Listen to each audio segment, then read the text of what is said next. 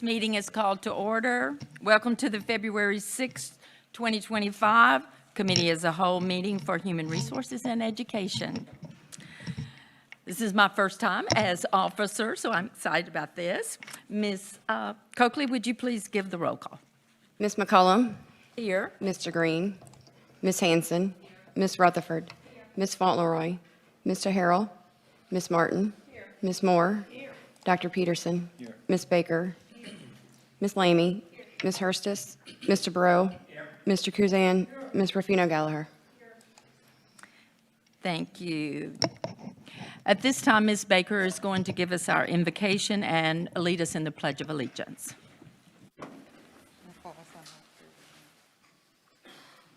Heavenly Father, thank you for bringing us all safely together. We ask that you guide us today in our discussions, that you be with us always. But Heavenly Father, we ask for a special grace for the family and the community of Slidell High School, and that you welcome the student of Slidell High into your heavenly arms and be with that family and just bless them with lots of grace. Please be with the plane crash victims and be with us all. In Jesus' name we pray, amen. Amen. I pledge allegiance to the flag of the United States of America and to the republic for which it stands, one nation, under God, indivisible, with liberty and justice for all.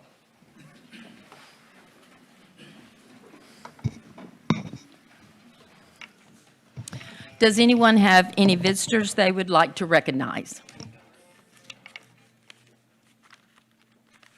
None. We will move on, and we will go to Mr. Jabby with our superintendent's update. Thank you, Ms. McCollum. What a crazy time since the last time we met. In my almost 54 years, I have never seen snow like it snowed in this area. Honestly, I was just blown away. You know, when you meet with EOC, and you know we had already canceled school for Tuesday, and you meet with them, and they say we're going to see unprecedented snow. Well, I've been living in Slidell, Louisiana for 54 years. I'm like, you know, a little ice on, you know, like, yeah, whatever. What I saw Tuesday blew my mind. But it was an amazing event. I'm going to tell you, I heard from a whole lot of people. I saw a whole lot of pictures. I don't think families together have enjoyed themselves more than the families did over those couple days. The time that people spent together, what they posted, it really, I think the community, I think it was like the right time to, unfortunately we had to take a pause, but we took a pause. And I just think a lot of people got a lot of family time and did things and enjoyed with their kids something that we may never see again. So that event was really, really cool. So, you know, I thought we'd share that. A lot of people have asked me about virtual days for that time. We were one of 26 school systems that shut down during that time for that entire span. Virtual days, unfortunately, are not like it was for COVID. Bessie took those things. We can't just do a virtual day. On top of that, unfortunately, Ms. Gardner and staff know the ramifications of trying to do one of those virtual days. You have to be able to meet all the needs of every student. So you have to be able to do speech, OT, PT. You have to be able to offer everyone. You can't just open Google Classroom up and say, okay, do the lessons done and submit them. That's not allowed. So we tried to get people to think ahead and post stuff to where kids could work on it or work on things that were already posted. So we appreciate the people that did do those things and put out some extra work for our students to do. But there are a whole lot of ramifications of that. Unfortunately, Ms. Gardner can tell you during Ida, actually going back to COVID and some of the things that went on with virtual through Ida, we had another freeze event. Due process was filed against us. And what that means is that involves litigation, that involves us having to redo IEPs, having to redo those things. So I do appreciate everyone who asked me and who inquired, and I tried to answer those things. And I know people in the community have asked board members to address that or asking questions. So I just want to be very clear. On top of that, it's very, very difficult as a superintendent. I just want to kind of be able to balance this. It's very difficult as a superintendent to require one group of employees, teachers, to perform every job responsibility, Google Meet and that. And also, what are we doing with all of our support personnel who we're not asking them to do the same thing? So not that I'm making excuses. It's just, I just want you to understand it's a slippery, slippery slope. May I add something to your superintendent update with that? You know, I'd seen some emails regarding virtual schools as well. And I think we need to remember that back in COVID, that was our only option. That's the only thing we could do. Therefore, we had to do it. And it wasn't a very effective, if we look back and if you look at data, it's not a very effective and efficient means of teaching and learning for the teacher or the student. You know, when we have these events that are usually 2, maybe 3 days, then, you know, if we have to, we'll have to do it the old-fashioned way like we used to do it, add minutes or add days. Nobody likes to do that. But as you said, you know, it's not fair for all of our employees in one aspect. I thought about that. And the other aspect is, it's not like that's our only alternative. Right. Like what happened during COVID. Correct. Yes. So thank you for making the Thank you. decisions you've made. No problem. Thank you all very much. And, you know, I know you have questions to answer, and I would love to help you with any of those that you need help with and to kind of understand that. But we were able to, once Mr. Bouillon actually saw what was submitted to the state and took a hard look at our instructional time, we had the minutes there. 5 of our schools have made some adjustments with passing time and movement time so that we could recapture a few of those minutes for the rest of the year. That way we're all in compliance. And as long as another event doesn't happen, fortunately, we are in very, very good shape if that doesn't take place. So I just appreciate everybody's patience, and we have gotten back at it, and everybody is back rolling full steam ahead. I was asked to attend the nation's report card. The state released the nation's report card where the state of Louisiana moved from 43rd overall to 32nd, which is absolutely amazing. I was one of 4 superintendents that was invited to attend, and it was an honor to be there with the governor and with everyone, all the dignitaries that were there. And our students play a huge part in NAEP. You know, they're randomly chosen at our schools to take the NAEP test. And it just shows you the hard work that everyone's putting in. And you'll see some of that work tonight. Our C&I department is going to do and talk about some of that work that's going on in our classrooms. And it's truly paying off. We're making huge strides, as y'all have seen in our school performance scores, our district performance scores, in our ACT. Everything, we are moving in the right direction. People are working their tails off. So I just want to tell everyone, thank you for allowing me to be there to represent St. Tammany Parish and to recognize everyone for the hard work that they are doing. This is Career Technical Education Month, and we're really excited. I tell you guys all the time the options and opportunities we are affording kids and their families to learn in all the different events. And Channel 13 has put together a little video to recognize CTE months. Let's take a look at that real quick.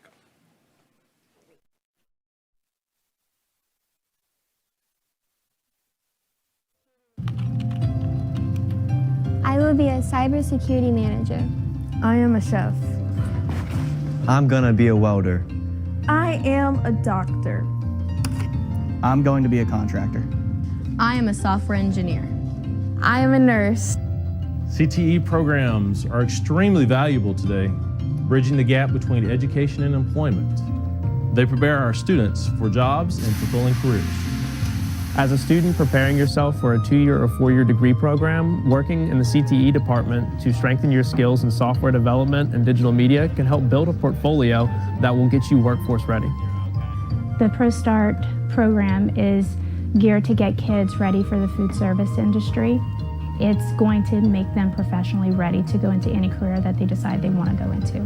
When the students complete my EMT class, they are certified as nationally registered EMT technicians. With that certification, they're allowed to work on an ambulance or in some specialty hospitals. A lot of my students, though, go on to the university path and go to college and seek degrees in higher level healthcare fields like nurses and doctors. Through career and technical education, students begin a journey that transforms them into skilled professionals ready to overcome the challenges of tomorrow. Our goal is not only to teach, but also to spark curiosity and guide our students towards their true potential. I am. I am. I am.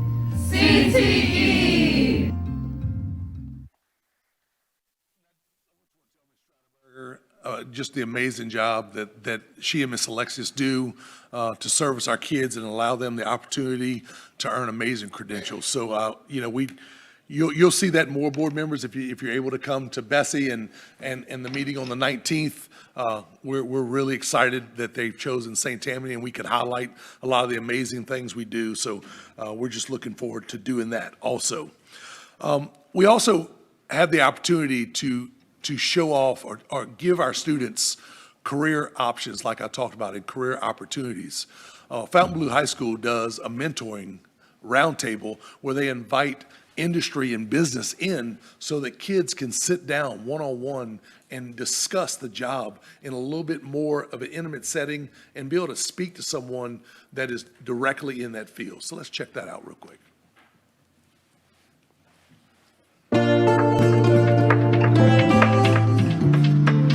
This is my principals of business students. What's going behind me is a mentor event. We call it a roundtable discussion, even speed networking. But it's great because for a quick glimpse, our students get to know what goes on day in and day out of the industries that they're interested in.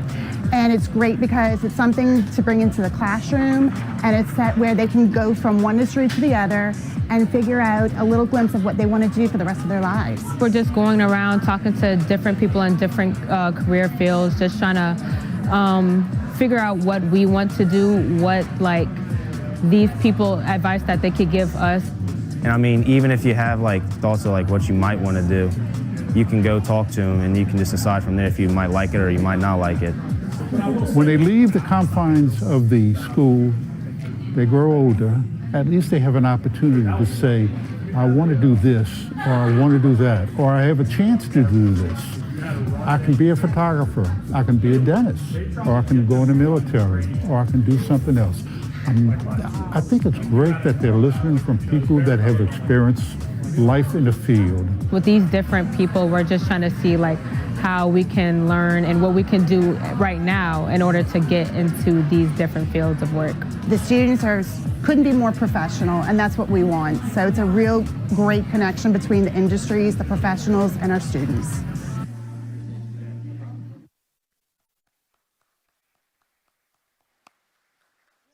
And thank you to the school to work coordinator at Fontainebleau, Mr. Corley, for making that happen. Again, it's a great opportunity for kids to sit down and really just have some good discussion with people that are in the industry. So I appreciate them making that available.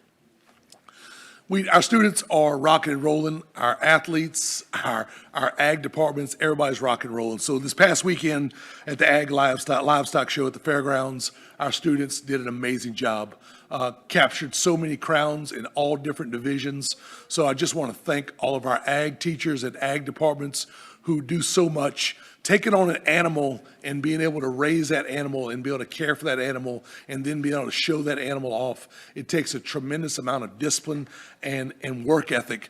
It's a tremendous amount of responsibility. So I really appreciate all the students, and to see how many schools and students are taking on livestock and being able to show those animals. It's paying off at our schools every day. We have a lot going on. I can't believe I'm beating Ms. Gallagher to this because normally she gets me on it. So I want to truly say congratulations. Everybody thinks about fall sports and around the school system. with football and volleyball and cross country going on, but people don't realize how busy the winter spring is. So right now, North Shore High School girls have advanced to the quarterfinals. The Mandeville boys have advanced to the quarterfinals. Fountain Blues girls and Mandeville's girls are playing right now to see if they're going to advance to the quarterfinals. Basketball is wrapping up their regular season. They're about to start the playoffs, and then we turn right around. Softball and baseball kick off this weekend. Track and field kicks off. Tennis and golf. So people, and I know we have a lot of high school people on here. We're never closed. We are never closed. We don't on a daily basis. We don't allow teams to practice on Sundays for, of course, religious reasons. But because of the snow and the playoffs starting and some things starting, they can request permission from my office to practice on a voluntary basis on a Sunday if the parents will allow, with no consequences to the kids.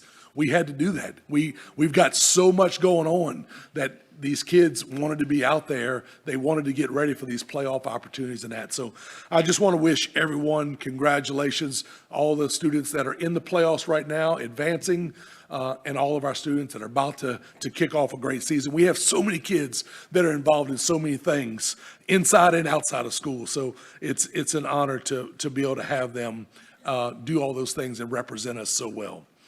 And one last thing, I know I've been very wordy tonight, I apologize. February is also Black History Month. Our students at our schools do a tremendous job of recognizing history and doing a tremendous job of telling the story of St. Tammany Parish. So I look forward to you hopefully being invited to some events. They share those with Meredith and our team so that we can put those events out there and recognize the students in the community of St. Tammany Parish. So thank you all very much. I know that was a little long tonight, but we have a lot going on. So appreciate you guys' time. Any questions or comments from the board for Mr. Javia? Mr. Bro? Can you give us more about the evaluation criteria used in the national report card? What is it based on? Do we get tested? So NAEP is given every 2 years, randomly chosen. And it's funny you say that. Dr. Langlois and I were talking. The U.S. Department of Education will not release scores, how students did, where they come from. All they do is release the overall scores from the state as compiled in English and math, basically in 4th and 8th grade. So the NAEP, they randomly select the schools that are going to participate. They randomly select the sample so that schools are testing the same socioeconomic, the same demographic, whether they be students with exceptionalities. They pick a sample as what's submitted to the state from Mr. Bouillon of all of our information, and they randomly select the schools and the participants of those. So I would like to be able to say I could tell you that, but that's all the information I'm given.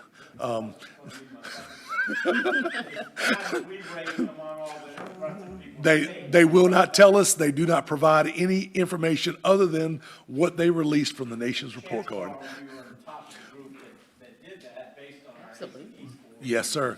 Based on all of our data that we've received. Yes, sir. So 2 or 3 years ago, or I guess 4 years, they do it every 2 years. 22 was the last time they did it. So we were 48? 43rd. The state was 43rd. Before that, we were 48th. 48th, yes, sir. And now we're 30? We're 32nd. State of Louisiana is 32nd. So Louisiana is, moving up. We are. It's the focus on literacy. If you compare our district in Louisiana, we are Moving our own up. better than 50% of the states. Yes, sir. Absolutely. Absolutely. It's a testament to the hard work.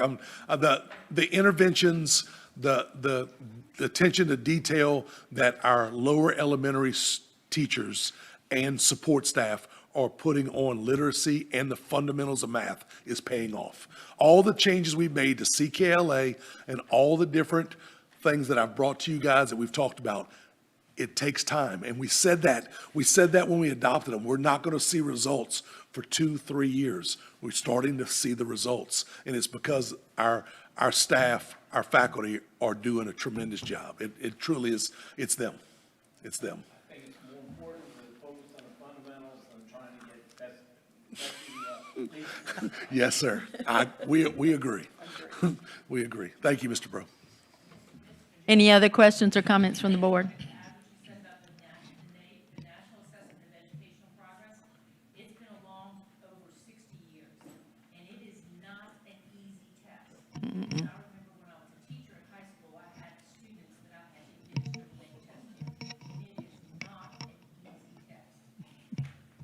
You're right. No, it's not. Ms. Martin? Yes, I just want to say great job to Miss Jessica Constant. She is the Fountain Blue High School teacher that we just saw in that video.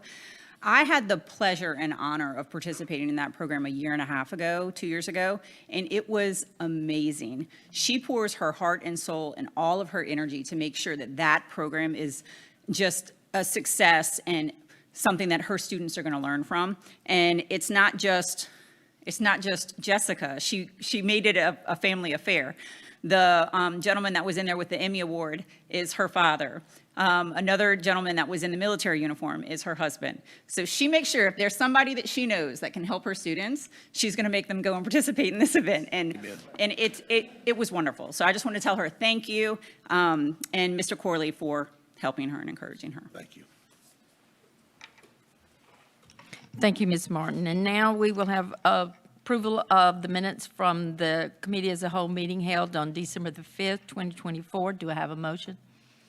Ms. Hanson, and a second? Mr. Bro. Any comments from the public? Any questions or comments from the board? Everyone, please vote.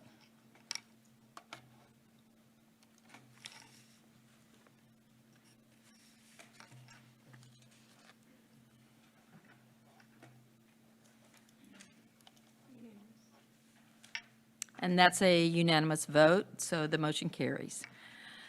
Next, we have instruction and students with exceptionalities. And first, we have National School Counseling Week resolution, and I think Mr. Morris is going to present first.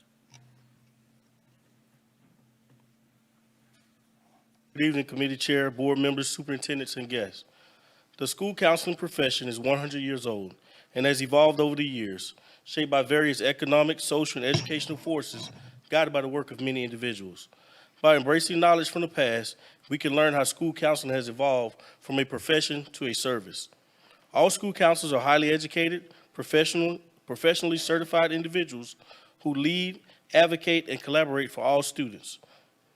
As an integral part of our total education system, school counselors help students form healthy goals, mindsets, and behaviors. With the aid of a school counselor, students learn to develop effective collaboration and cooperative skills, to practice perseverance, to develop time management, develop their study skills, and to learn self-motivation and self-control. National School Counseling Week is always celebrated the first week in February, and it highlights the momentum impact that school counselors can have in helping students achieve success and planning for their promising future. We have a special tribute tonight honoring our school counselors. I don't know that I could put it into words how much I love what I do. It's truly something special to be able to work with kids and work with them on future goals and work alongside the teachers who do so much more than just teach already. It's really, really rewarding to be able to see them progress. Counselors help us with everything from academics to how we're feeling that day. You know, it has its challenges. A lot of times when you're working, especially with youth and kids, it can be difficult to hear some of the stories that they're telling. But the important part is to remember that you're there to make a difference and you're helping, again, develop that whole child and help them get through everything. You know, there's not going to be a day where it's not rewarding. My relationship with my school counselor is very good. I feel like we have a close relationship. I always say, I have 368 kids at school. It's always like they're my kids, even when they move on to a different counselor. I'm like, well, they're kind of still mine. You know, people are really starting to recognize the variety of things that school counselors do. And that's important because what we do is really important, and it just feels good to to be recognized for that.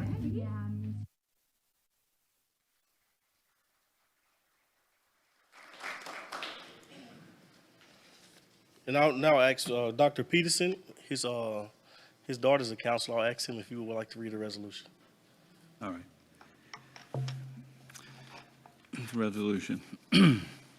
Whereas school counselors offer unique contributions to the students of St. Tammany Parish Public Schools, and whereas through a collaborative effort between the school, home, community, school counselors help students to identify their interests and abilities and to enhance productivity, dependability, self-expression, self-control, accurate decision-making, and conflict resolution skills to achieve quality learning and lifelong success.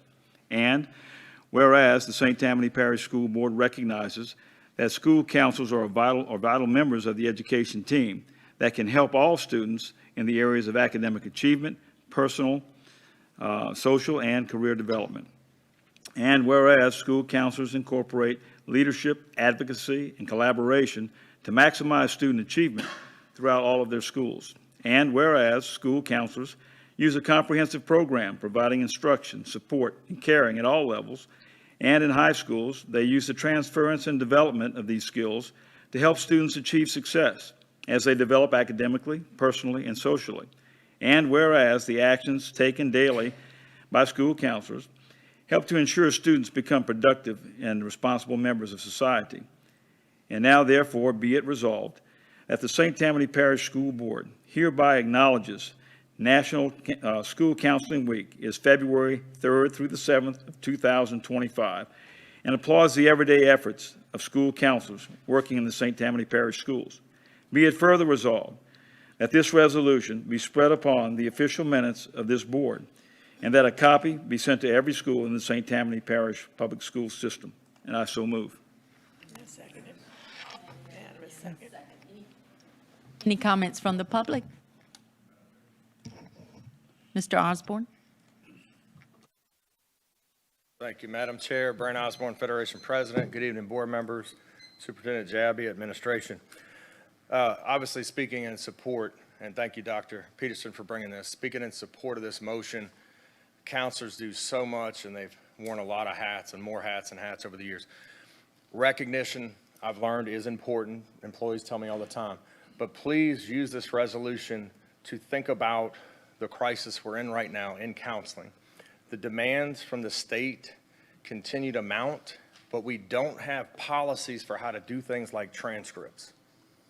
So if an individual counselor makes a mistake, when one school did it one way and they come to this school and they do it another way, management has to be held accountable as well. Okay, so we all have to work together on this. Let's look at this as a team. So yes, the recognition, but I'm telling you, there are serious problems in counseling, and we need to address it in policy. If it's not in writing, it doesn't exist. Thank you. Any other comments from the public? Comments from the board? I'd just like to say that nothing is perfect, and we're working toward perfect every day. And I know that our counselors are doing a fantastic job, and I know that our kids and our parents appreciate them totally. I just want to say that. Thank you. Thank you, Dr. Peterson. Any other comments, Ms. Lamey? I just want to say thank you to the counselors, because they're not only there for the students and the parents, but they're there for the other teachers. I know in our schools, our counselor was always there to lift us up. So I think they help everyone involved in the system. Thanks.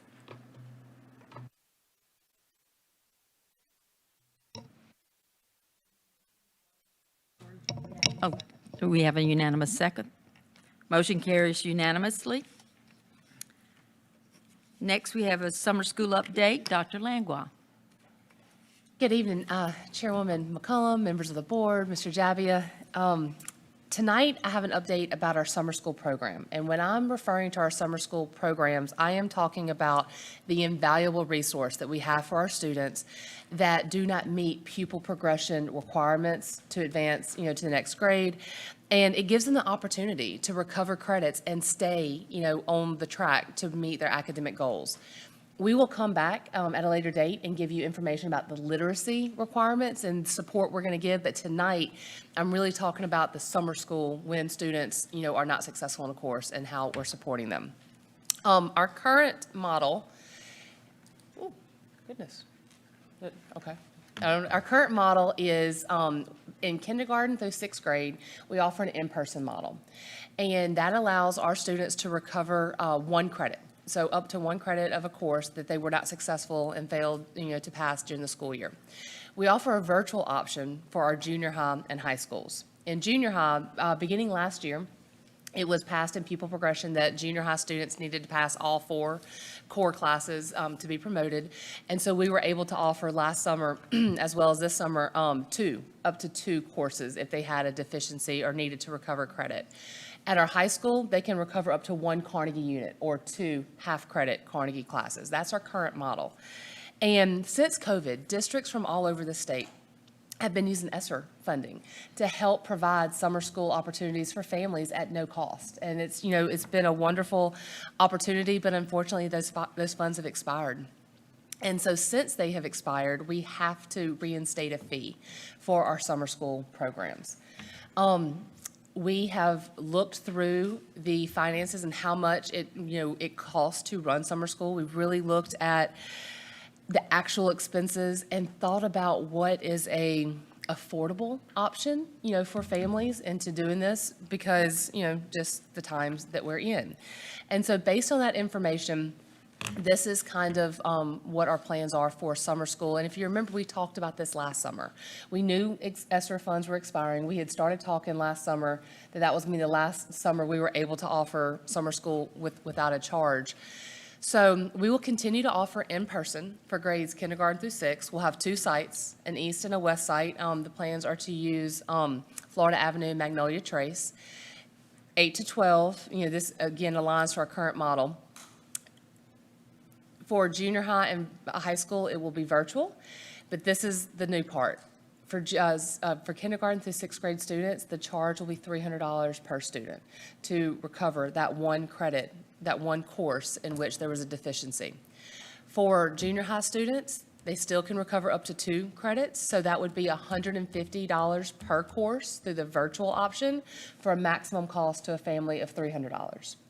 The high school, this aligns with what we've been doing with credit recovery. It would be $150 per half credit course, again, for a maximum amount of $300. So that's the big change. My Payments Plus will be available, we'll have supports, but I just wanted to bring this, to the attention of y'all tonight. And that concludes my presentation, my update. Any questions from the board? Ms. Hanson? So given that last year was the first year that we had implemented the mandatory, you must pass all 4 classes for just those 2 grade levels, 7th and 8th, what were the numbers looking like in terms of students that had to, go through summer school? Yeah, how many students went through? I have those numbers. We're actually, and a lot can still change, from now. We still have half a year. Where we were last year compared to this year, we are a little lower in looking at, students, how they did in the fall semester, which is great. But last summer, we had a total of 368 7th and 8th grade students that attended and participated. 368 students that participated. And how does that compare to the prior year? It was about 75, 292 was the summer before. So less than 100. About 80 more kids. And did you find that which course was primarily the course that needed to be repeated? It was all over. There was a variety. It was a variety. But I have the percentage of each one, but I don't know if I have that right here in front of me, but I can get that for you. Okay, if you could get me to, so I could see how many, had to take courses because of, the mandatory science and social studies. Yep, I have that for high school, but not junior high. And let me just state that, look, as a former social studies teacher, I think it's very important that all of our students master all the social studies standards and, of course, the science standards, as well as English and math. But I think I've stated this when the pupil progression policy originally passed, that we don't ask that of any other grade level. Yeah. So I don't have those percentages, but I do have the raw numbers if you want. I'm sorry, I thought. Okay, I'll get back with you on the percentages. For you. And if we can keep posted on this as far as the numbers of that. But it was pretty balanced across ELA, math, science, and social studies. Okay, thank you. Yes, ma'am. Ms. Baker? Thank you. So the 300 for the babies, it includes transportation? Yes, ma'am. And then the second thing is, how are we going to communicate that to parents, like starting now? Absolutely. So wanted to bring it to y'all first, and so tomorrow we will share this information with our schools. We have flyers made, and so schools right now are reaching out to parents and letting them know, hey, we have 2 grading periods underneath our belt. You know, this is what we're seeing. We're concerned. You're at risk, and if summer school should be an option, here are the details. So we will start communicating that immediately. We will work with Ms. Mendez and her department to send out robocalls and put it on our website and just have a full blast to make sure everyone knows the implications for summer school. So if I'm in high school and I was not successful in fall semester for X, is there some sort of payment plan I can start now, or probably not? Schools can't do sometimes work because high schools are offering credit recovery in the fall and the spring as well as the summer, so they have a little bit of a different, and they do work with students in situations such as that. Okay, perfect. Thank you. Thank you. Mr. Kuzan? When was the last time we had to charge for summer school? It was before COVID and 2019, and for kindergarten through 8th grade, we charged $210 per student. And that was before COVID, and that also, you know, just was, you didn't have junior high that had to take 2 courses and things. How did the numbers go that year In terms of enrollment, how many students? in terms of enrollment? Yep. So those 2 years, I don't have the kindergarten through 6th grade numbers for those 2 years, but in 7th and 8th grade, I do have those. I can get those for you for kindergarten through 6th. It was a fraction of the amount when it was paid. It was significantly less. For 7th and 8th grade students, well, and I can talk about high school. So high school, when it was paid, we had in 2018-19, 351 students versus in high school, we have over 1,600 students that do at least one course. And then in 2019-20, there was 420 students. Okay, thank you. Yes, sir. Madam Chair, Block schedule woman, will- Ms. McComb, I have a follow-up question to the, so if Yes, a ma'am. 7th or 8th grade student has to take 2 courses and the parent cannot afford it, and so therefore the student ends up not going, they have to repeat the entire year over again, which means taking courses over again that they've previously already passed. Yes, ma'am. Yes, thank you. Yes. Moving on to literacy update, we have Ms. Hebler and Mr. Hersius.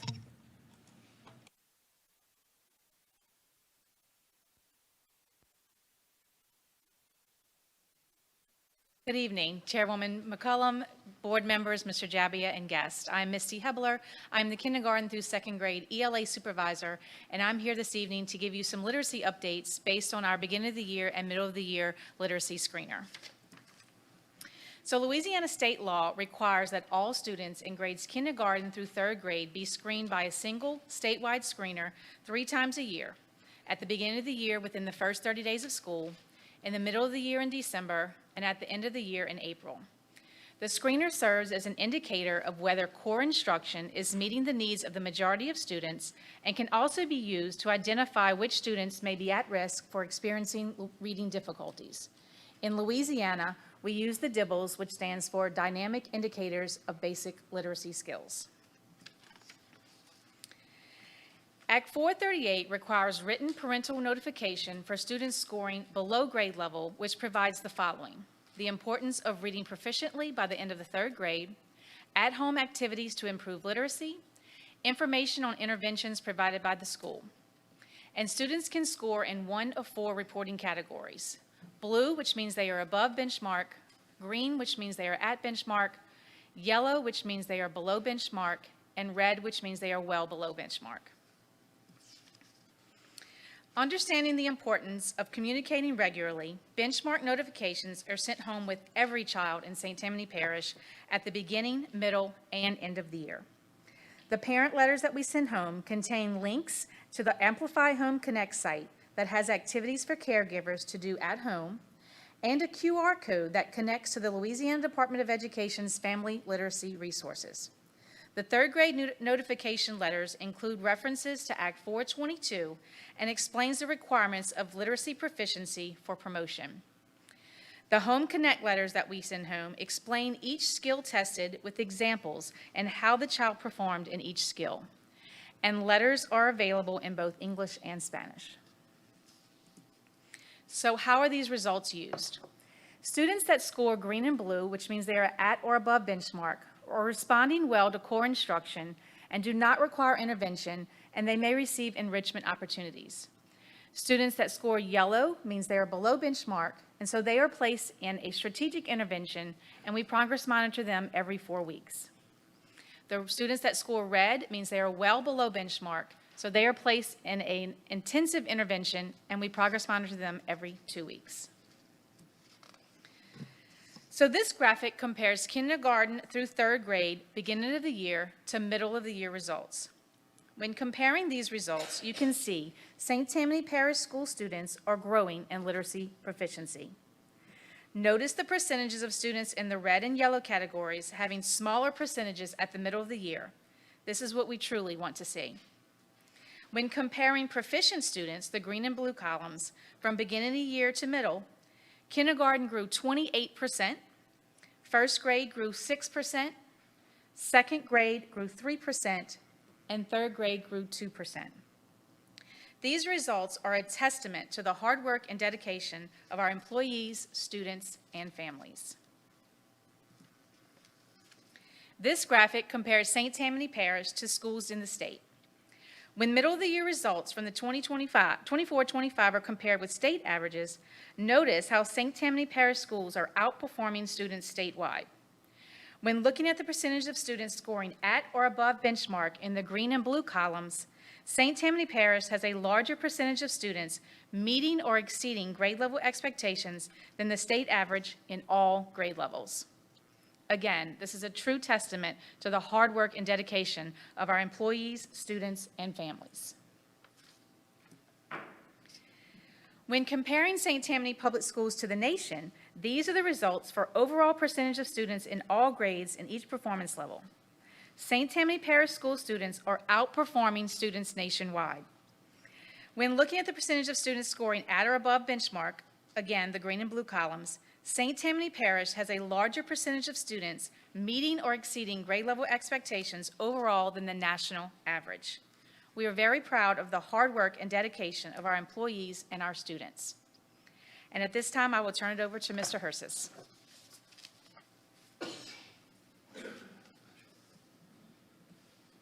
Good evening. Now that you've had the opportunity to hear about the amazing work our teachers are doing in regards to reading and literacy proficiency, I want to take a minute to briefly revisit 2 legislative acts previously outlined to this board, which are impacting literacy outcomes for our students in St. Tammany Parish. First is Legislative Act 422. This act prohibits third grade students from being promoted to the 4th grade if they score at the lowest level, well below benchmark, on the end-of-year literacy screener. Students will have 3 opportunities to score higher than well below benchmark on the end-of-year screener. The first opportunity is in April and is the window in which all students participate in the EOY benchmark assessment. Students scoring in the red category at this time will receive intervention and will be retested in May. If a student is still scoring well below benchmark, they will be screened a 3rd time after optional summer learning opportunities are provided.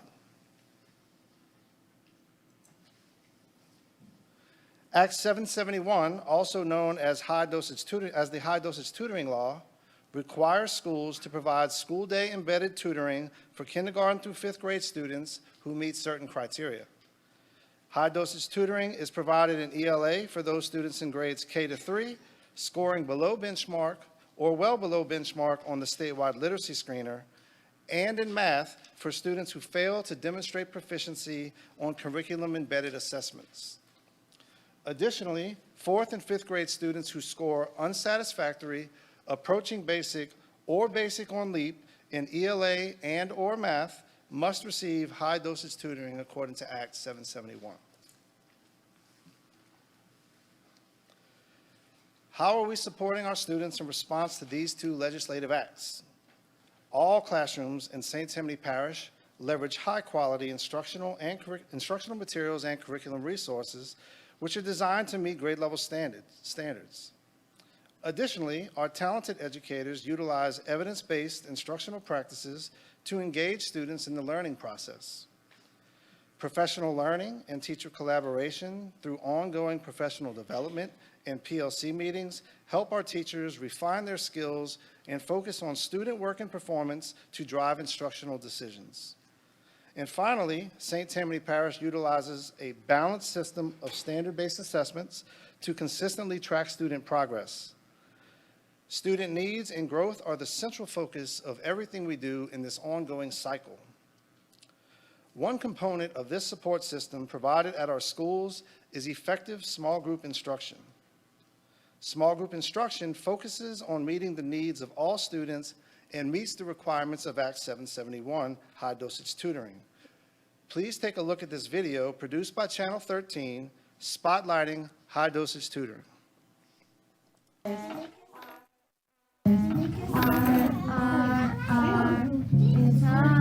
Basically, high-dose tutoring to us is good small group teaching. And small group teaching is happening in every classroom across the district, so the kids don't know any differently other than the great teaching that's happening in their room. Which one goes So the idea is that teachers use this time to differentiate instruction, pull students in a small group while maybe other students are working in a station rotation on some different standards and skills, but to really hone in on those students that they have in a small group to meet their needs. I mean, I've always done small groups over the years of teaching, but high-dose tutoring we started this year. And I think it's been very effective because the students, they all have graphs and we've set goals for them and we progress monitor them so they can see their own growth. My favorite thing to do in small groups with Miss Fowler is to read and do puppet theaters with Miss Fowler. I like to go to Miss Fowler's table because we can use our sound boxes. I like to do boom cards because you get to play on the screen. When the students get pulled to the teacher table, they just think it's their time to be in small group instruction with the teacher. We feel like that can meet the needs of all students, whether they're gifted and talented students or whether they're struggling students. And they're always excited to come to small. It has been very positive, and of course we're always monitoring our data to see how we're progressing, and so we're just anticipating that we even see more growth as we progress and get closer to the LEAP test and the end of the school year.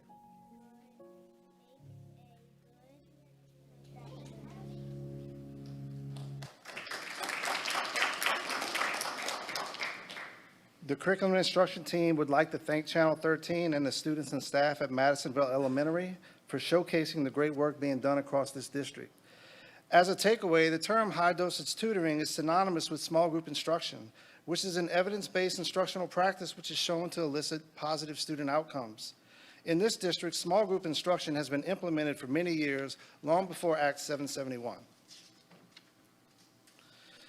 Lastly, what does current data indicate in regard to the potential impacts of Act 422 and our third grade students? When looking at end-of-year DIBELS results from the 2023-2024 school session, 540 third grade students ended the school year in the well below benchmark category. In an effort to estimate the number of students that may be impacted for the current school year, middle of the year DIBELS results are shown above. Note that there is a decrease in the number of students currently performing well below benchmark. This is despite testing more students this school year. It is also important to note that middle of the year assessment was administered in December. The system of support mentioned in the previous graphic will continue to address the individual needs of students throughout the remainder of the school year.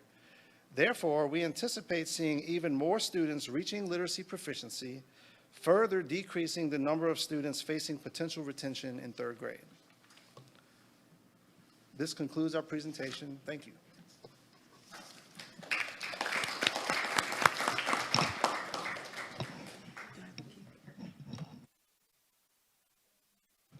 Questions from the board, Ms. Baker? Thank you. Just to be clear, so Act 771 has all these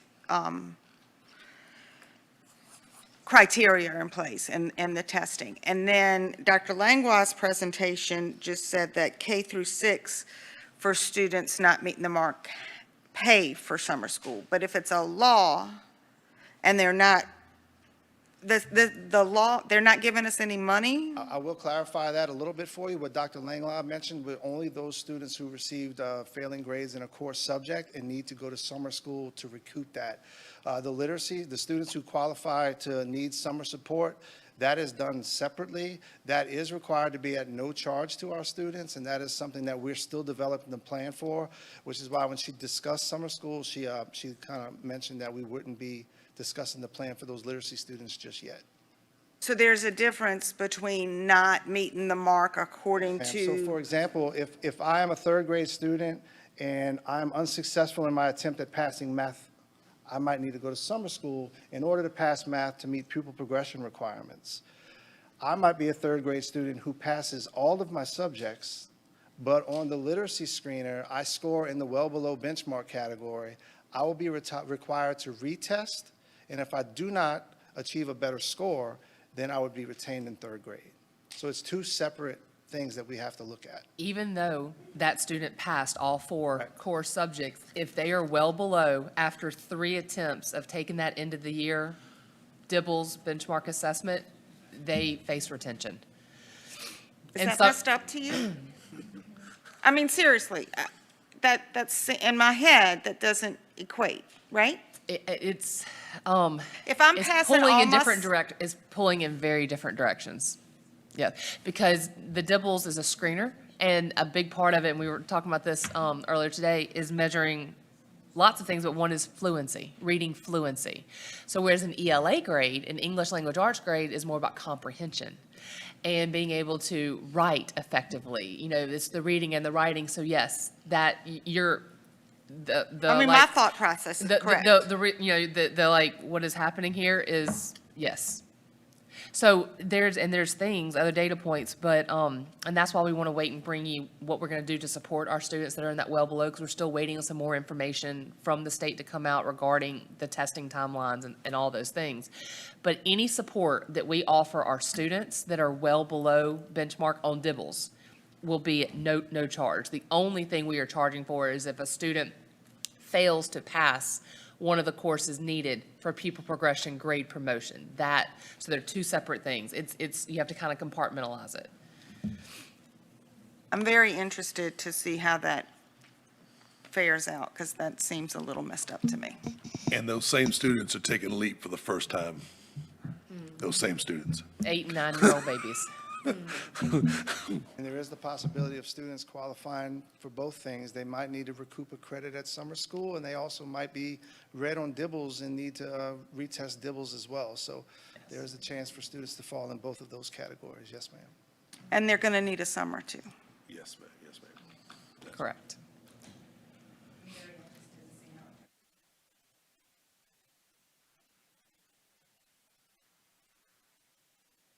Thank you. I'm trying to figure this out.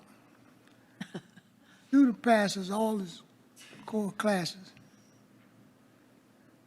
but failed the benchmark. So he's retained.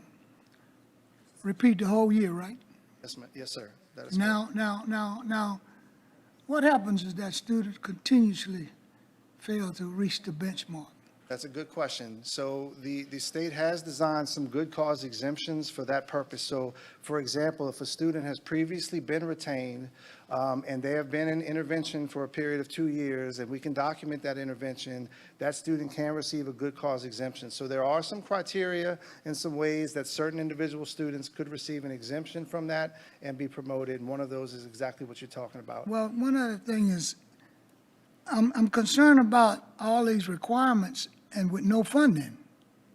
And this is actual responsibilities that's placed on this board, but no funding. Here you do it, get it done. And the support that we will have to provide there's no funding coming from, it'll be locally. I have concerns about that. Thank you very much. Only funding, though, that is available is for high dosage tutoring. They are helping with that aspect. Correct. But nothing outside of that. Right. We did get some money to help pay for tutors, for the schools to have extra human capital people support students. But in terms of the summer support, that will be at our cost. Who doesn't reach the benchmark but pass all his classes to be promoted? Yes, sir. They're called good cause exemptions, like Mr. Hursty has outlined, and they're very specific. So for example, like you mentioned, if I am a special education student and I've had a reading goal and I have received intense interventions for 2 years, thank you, for 2 years. Okay, then the teacher will have to bring that student up to par? I got some reservations. Thank you. Yes, sir. Ms. Hanson? Thank you, Madam Chairman, Chairwoman. I've expressed my reservations with Ms. Gardner and Dr. Langlois for, what, 2 years? And, you know, part of the reservation is the funding. It is a state law, it's an act, and so therefore, they must go to this summer program, and we pay for it. Taxpayers pay for it. I think that the spirit of the law is good, because we know that any child who doesn't know how to read by the end of 3rd grade is severely at a deficit when they get into middle school, junior high, and definitely in high school in the other classes. However, based on what y'all have said before, as you said, Dibbles is a screener. It's not necessarily what would the correct term be? An assessment. So you're expecting this tool to do something that it wasn't designed to do. And so, you know, Dibbles, that isn't a local choice to use. Is that correct? Correct. That has been, that won the RFP from the state, so that is the assessment all Louisiana students are taking. So everyone was required by state to take Dibbles, to use the Dibbles. Yes, ma'am. So when you compare us to Mississippi, I know that Mississippi had passed a similar, and they had some very good gains, which I applaud them for. And I applaud all our teachers in the gains we've already made. I think it's amazing. And I know firsthand the work they're doing. But what is the test that they use in Mississippi? Is it Dibbles? It is not. So, and let me say this too. So St. Tammany, we've been given Dibbles prior to this But not for being this required, but not purpose. for this purpose. Correct. It was more of, let's just see how our students are doing. It was a screener. So the test that Mississippi used, they used their ELA state assessment, which is very comparable to the ELA assessment of the LEAP. So it was comprehension, it was more robust. That was the assessment that if you did not pass and meet a certain mark, you were retained. So you have a screener, you have a more comprehensive assessment that measures comprehension and other things. And I don't claim to be a reading or literacy expert. I know there's a correlation between a student's ability to be more fluent in their reading and their ability to have comprehension. But my problem with the test is that it does heavily it does heavily weigh on the fluency part. Is that correct? Yes. And even if the child is able to comprehend it well, if their fluency is not good, then it brings the whole score down. So it's flawed. They're just not a very fast reader. And then I'm not going to get personal with this, but I have a specific personal situation in which I know of an individual who had eye issues. It's not a special ed thing where they could qualify for modifications because special ed, it was just growth with eyes and multiple surgeries, and kid has to take it with no modifications for it, whatever. What is the correlation between the Dibbles outcome and our standards, our classroom assessments and the standards that they're working towards in the classroom. In terms of meeting the grades, I can run that correlation for you and get you that data. Yeah, because, we have kids who are scoring well in English and language, arts and reading, and the teachers are teaching to the curriculum, as you said, it's the high quality, they're teaching to the curriculum. So it's not that the teachers aren't teaching to their curriculum, they're doing everything within their means, but there's, again, the Dibbles is flawed. I'm not sure how we go about that. We press Bessie, we press our state legislators. If they don't want to change the law about you can't pass on from the 3rd to the 4th grade, then, okay, but let's find an assessment, let's find an assessment. Let's use a tool that is designed to do what it is we're intending to do. Thank y'all. And thank you to all of the teachers out there. Y'all are doing amazing work. The tutors, administration, supervisors, all of y'all, thank you, because I know we're making great gains with our children. Nancy, if I may clarify one thing that you said, that I just want to make sure we're, just for the board's benefit, over the last 2 years, we were operating under Bulletin 1566, which actually encompassed and involved more students than the current act does. Because if you remember correctly, last year, it was any 3rd grade or 4th grade student, and it was students who were scoring in yellow and red, so the bottom 2 categories.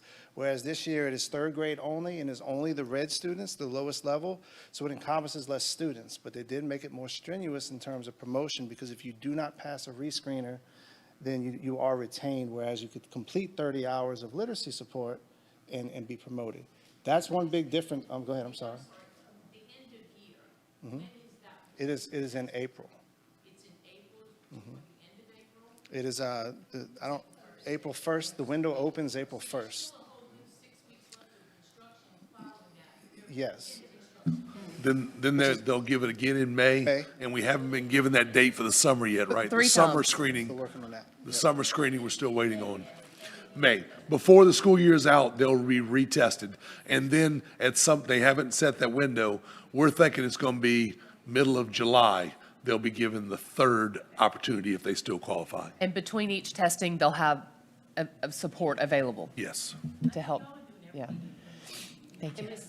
Ms. Hanson, I want to add one more good cause exemption. You talked about the student having good grades and maybe even testing and comprehending. One of the good cause exemptions is for any student who makes mastery in ELA. That does qualify them for a good cause exemption, so they would be promoted.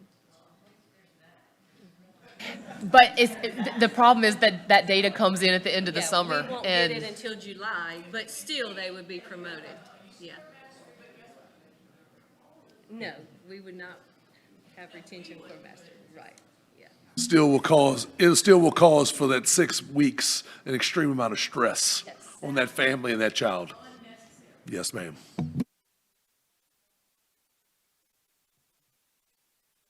Get my mic to work. Dr. Peterson?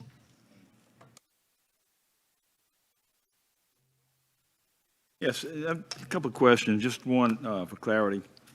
This item 771, which states that during the school day, there'll be intervention, tutoring that'll take place for the students. Do we have the personnel in order to handle the number of students that we might see through the course of the day? Mr. Jabbia touched on that a minute ago, that we did receive additional funding from the state to help our schools with providing extra human capital to provide some of those tutoring services within the school day. And would we be looking for reading teachers? Well, high dosage tutoring is not specific to ELA. There's math tutors as well. So we do provide high dosage tutoring in both ELA and math. Okay, because I know that's going to be critical, because, obviously, during the course of a class period or day, when you have other students, you cannot give the attention maybe to the one student that needs it the most. And Ms. Jenkins did mention behind me that our paraprofessionals that are on our campus are eligible to deliver that high dosage tutoring also on a campus. Okay, so good. I'm glad we're looking, we're going to have the resources and human capital, as you said. Also, I see the big plus here is that we're going to work with these kids while we have them. It's not like they're going to be sent home to do this. We're going to use expertise to help bring these kids forward and put them, up to speed while we have them. And that's any program before school, after school is useless. You got to teach them while you got them. And that's what we're doing. So that's a good thing. Also, that's intervention during the school day. I wanted to say that just as a log on the fire, there's nothing more important until a student achieves literacy. Not math, not science, not any subject. Until they can read well, they're not going anywhere. And that's why that's so critical for us. And the sooner we get to work with those kids, the better. And you know all that. So, but my concern now is just a question about what about the resources for students with impairments, of students that with exceptionalities like dyslexia, visually impaired. Are we going to make accommodations through personnel, specialized skills with personnel to work with those students?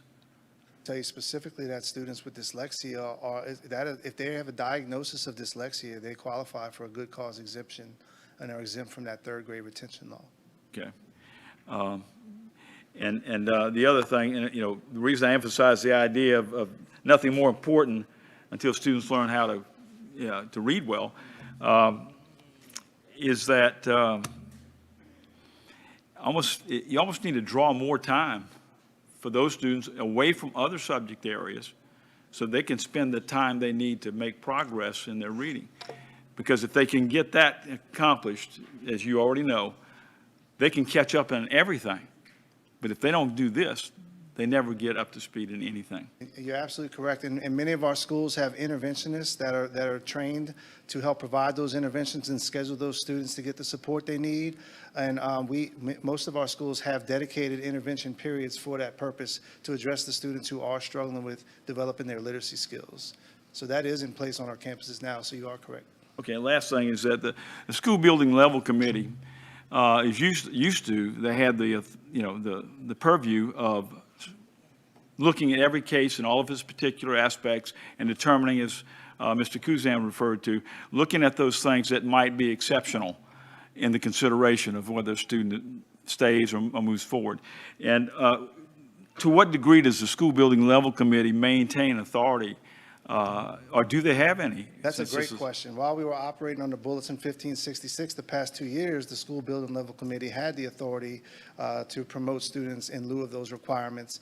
But the state law now is pretty specific. For a student to be promoted in lieu of the requirements, they must meet one of the good cause exemptions that are clearly outlined by the state. Okay, which makes it even more incumbent upon us to spend more quality time with students that need to learn how to read. It's not as simple as the SPLC committee deciding that the student should be promoted. We're going to help our kids succeed. It sounds like you got a right vision for that. Correct. Thank you. Yes, sir. Ms. Rufino Gallagher.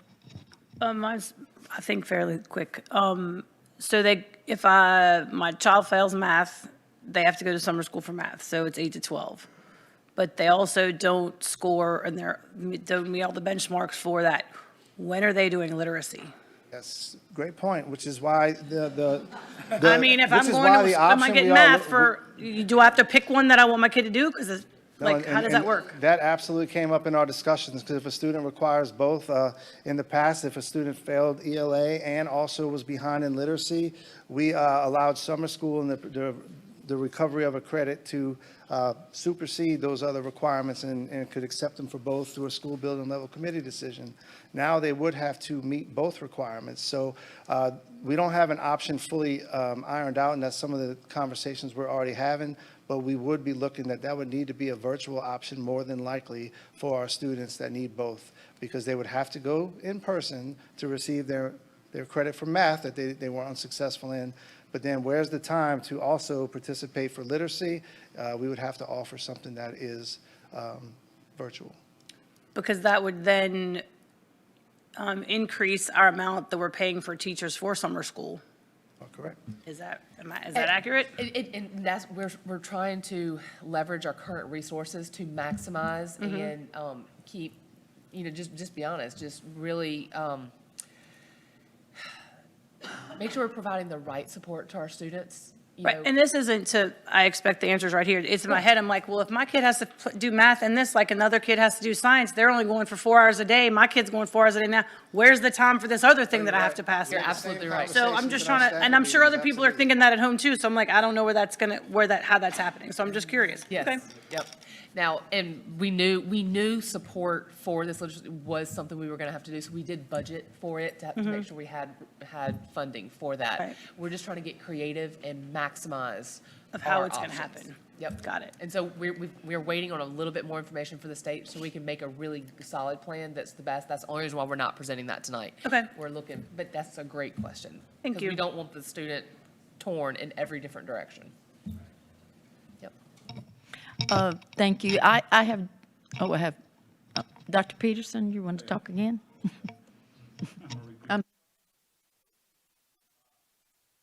I just wanted to say that, because I know some folks may be listening in, and I hope they are, that this is great news.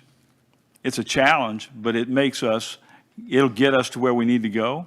Some of the resources that we didn't have, we're going to have, and we're going to reapply or recalculate the resources we have, and we're going to get our kids across the finish line. So I'm excited about this. It's going to be a good thing, folks. It's no gloom and doom here. It's just an opportunity to make things right for our kids.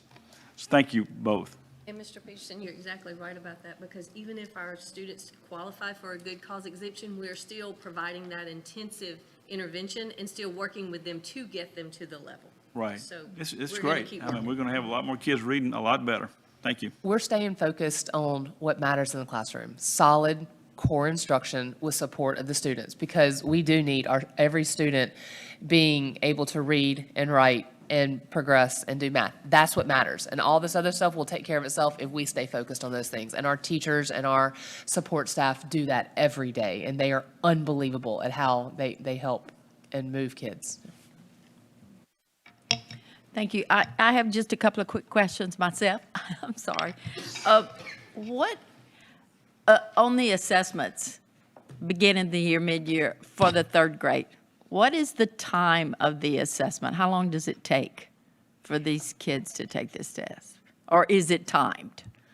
It is timed, and there's a series of assessments, but, there's a 1 minute fluency assessment where students have to read as fast as they can within a minute.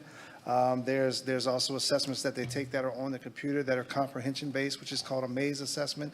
So there's multiple assessments that kind of make up the battery of DIBELS. And are those timed as They well? are all timed, yes, ma'am. And there are instances where students can get accommodations for extended time, and students who qualify for extended time get double time on any of the assessments they qualify for.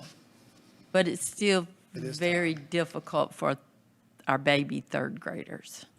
Correct. For readers who are struggling, yes, ma'am. I would say Yes, so. yes.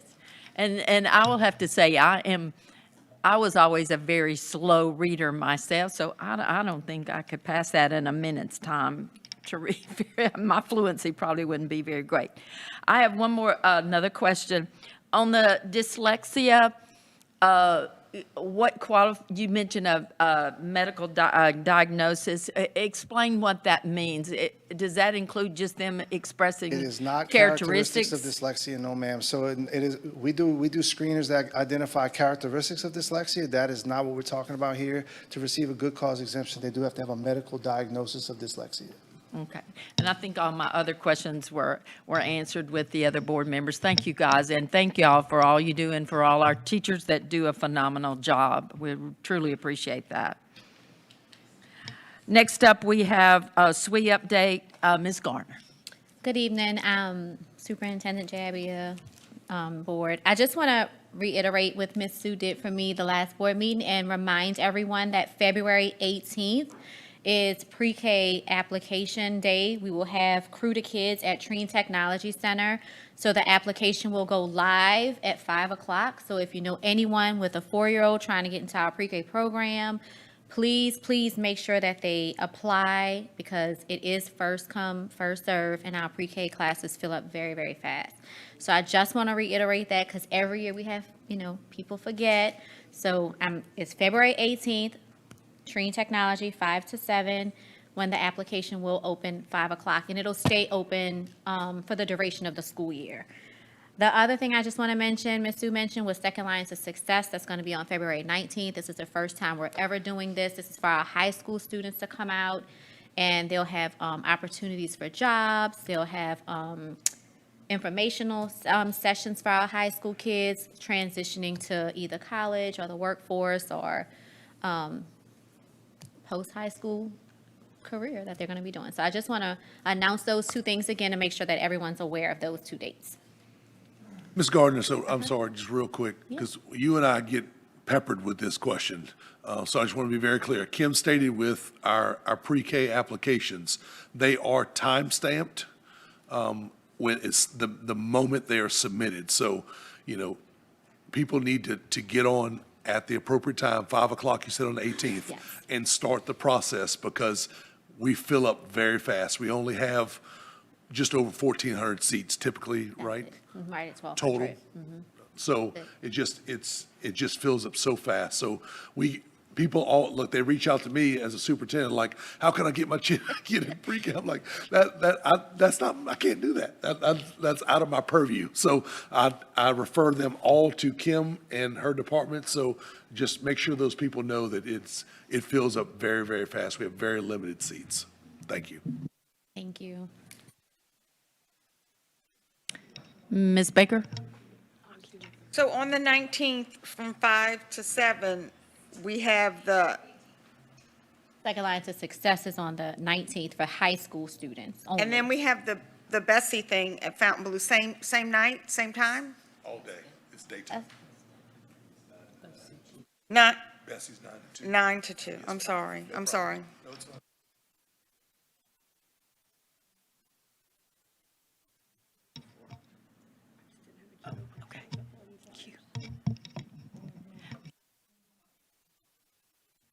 Ms. Gardner, can they fill in an application ahead of time, or it has to be done at the Treen Center with some? They can do it from home, but it won't open until 5 o'clock on the 18th. So they can have it all done, ready to press it, like going to They won't even be able to access it until 5 o'clock. 5. After that, they can Yes. send it through. That's Okay. right. And so if they don't have access to computers or anything else, they can go to the Treen Center and do it there. Yes, and we have labs set up everywhere. We have people there to help them fill out the application. We have somewhere there to translate for our Great. Yale families, yes. Okay. And we'll get them through the whole process. Thank you.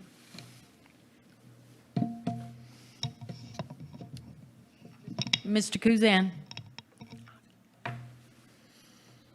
Thank you. Is there a way that we could somehow manage to help some of the people who don't get into the pre-K program?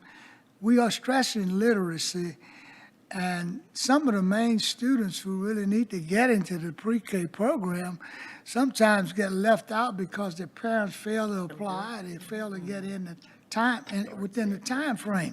So is there any way we can look into possibly helping some of those students, especially the students that need the literacy, need the reading, need this and need that? Because a lot of those students sometimes get left out in the process that we have of being, first come, first served.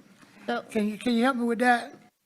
So, believe it or not, over 95% of 4-year-olds in St. Tammany Parish are either in our 4-year-old program, in a child care center, or a Head Start. So over 95% of kids that's 4 are being serviced.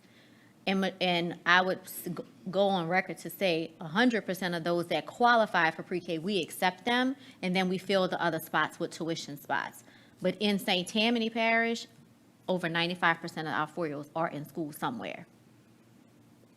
So it's a very, very, 5% that's not, and typically that's just because their parents are wanting to keep them at home.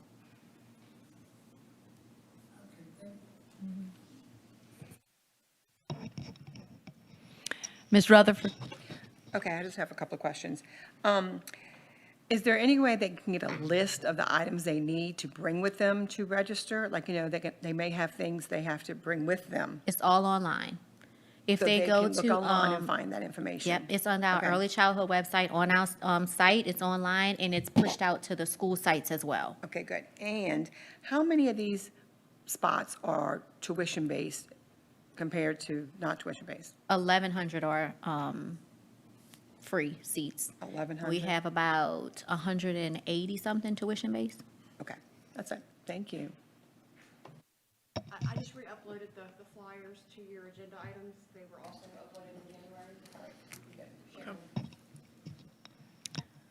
Thank you, Ms. Coakley. Ms. Gallagher? Now I have another question. So I guess I don't understand, it's first come, first serve, but what if someone is there qualifications you have to get it for free? Like if you have to meet it, so if I apply and I don't meet the qualification and I'm a paid person and Mr. Kuzan comes in after me because they're time stamped and he doesn't meet it, but there's only one spot left, who's gonna get it? The qualifying student. Okay, So we keep two lists. We keep a list of, well, be quiet, because you asked the question. we keep a list of students that qualify, and we keep a list of tuition students. Qualifying students will always trump tuition students. Okay, thank you.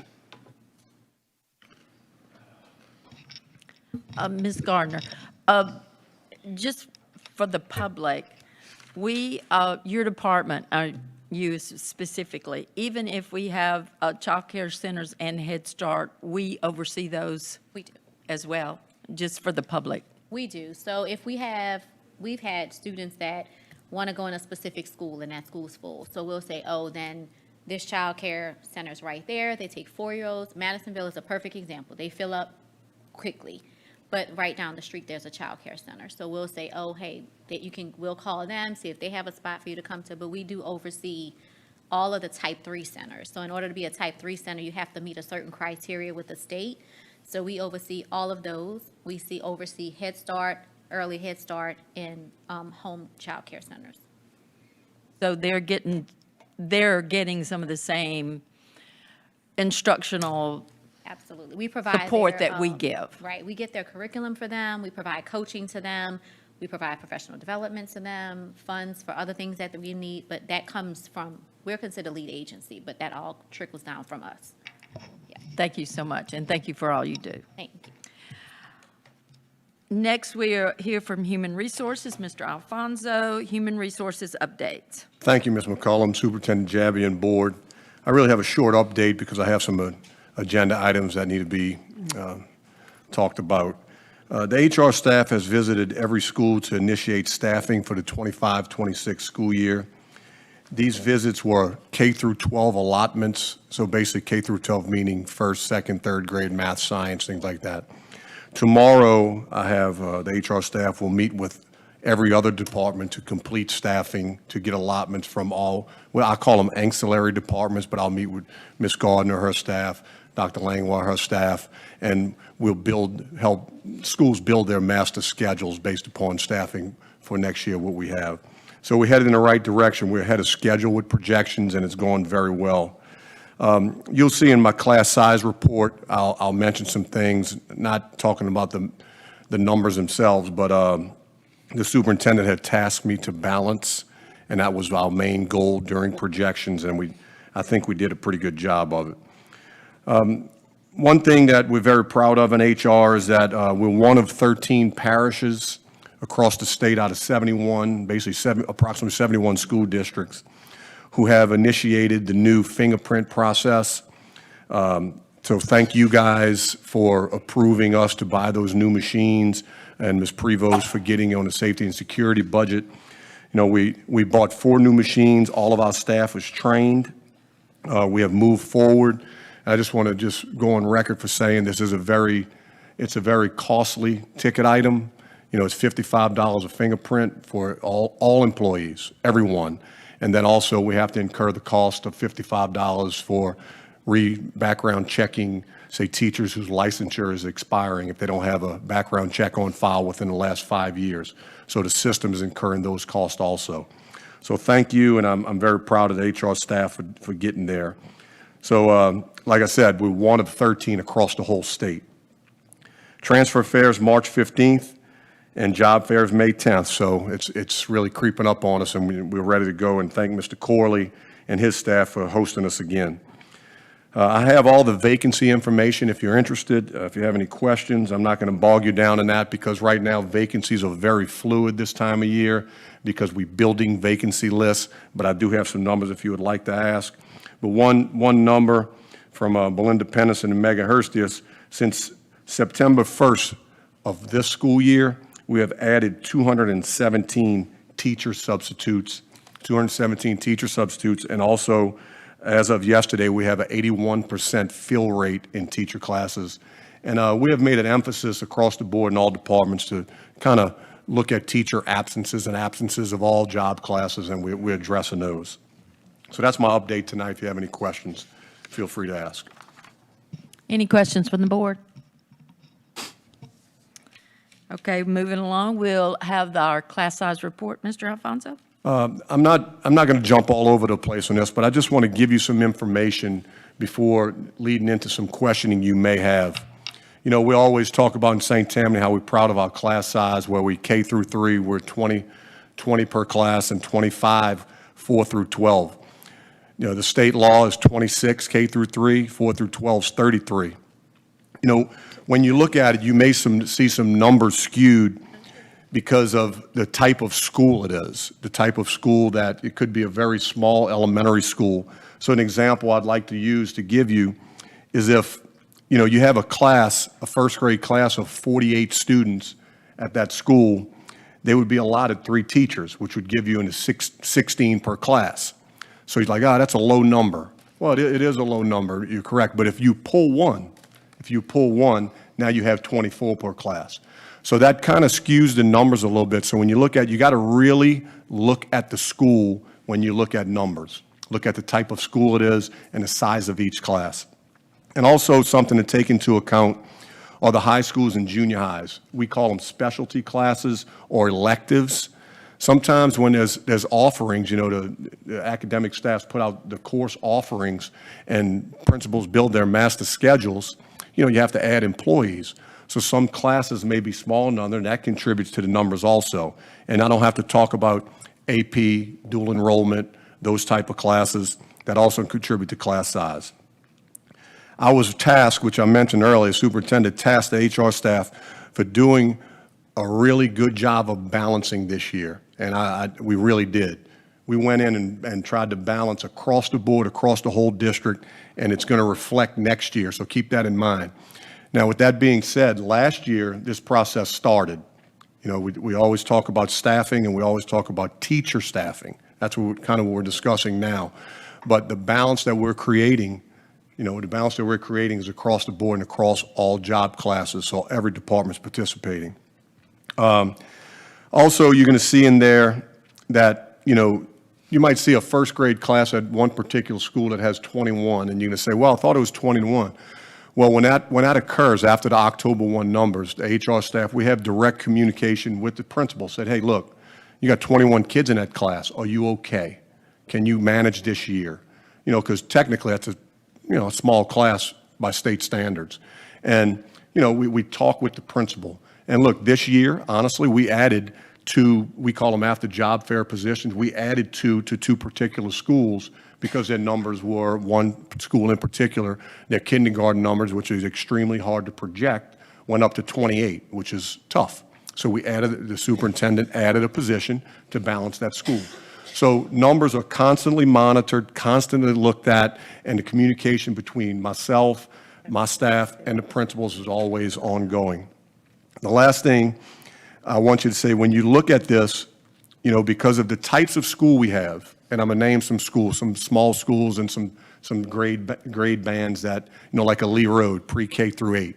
You know, you got some schools at 1, 2, pre-K and first. You know, you have junior highs at 6, 7, 8. So it's hard to say, oh, look at that school in particular. What I'm going to ask you to do is look at the bottom line on the second page and look at our numbers, how it compares to across the state. So the class size report's before you. Any questions, please ask. So just real quick, board members, I'm sorry, just to reiterate what Mr. Alfonso was saying, when we were talking about balancing, a school of similar population with similar grade configuration should have a similar number of students in that grade. We should not have a school that has 14 that is relatively the same size as a school in another part of the district that would be right at 20.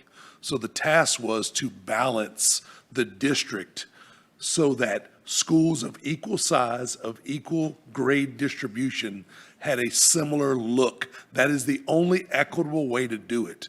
We can't have we have schools that are hard to staff. Let's be very, very honest. And that is not fair to that student body that we have elevated seat numbers because they're difficult to staff. We have to balance the school district. And we also, as you all know, we are working very hard to address the budget. You have tasked me with that job, and I have tasked Mr. Alfonso and the entire staff in front of you to do the same. So I just want to be very clear on what the directives were and why and what kind of balancing, make sure that everybody was clear what balancing was meant to understand.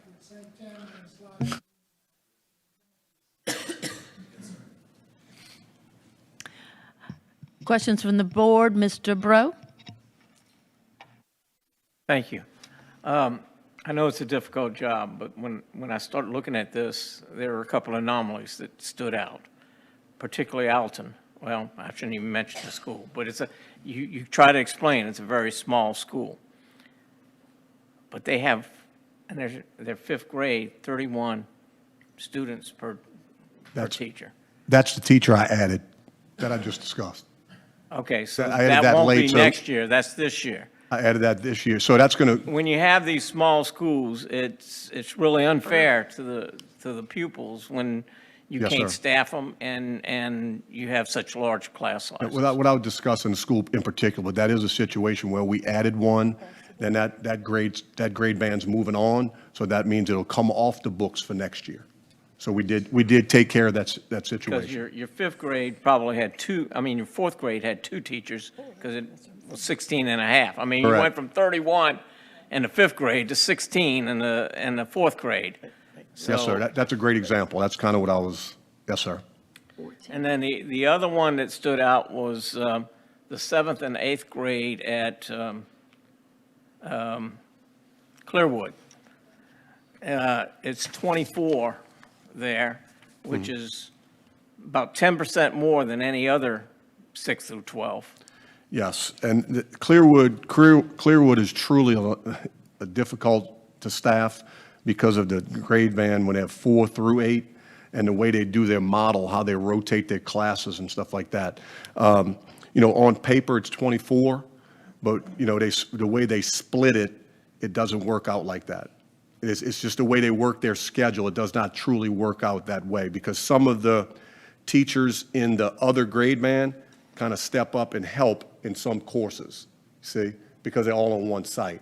So it's truly one school, but it's truly one site, but it's operated as two schools. But those teachers that say on the middle school site may teach something on the high school site, but it's not reflected right here in these numbers. So how do you determine a teacher? A teacher is someone who teaches 5 classes, 6 classes a day, or?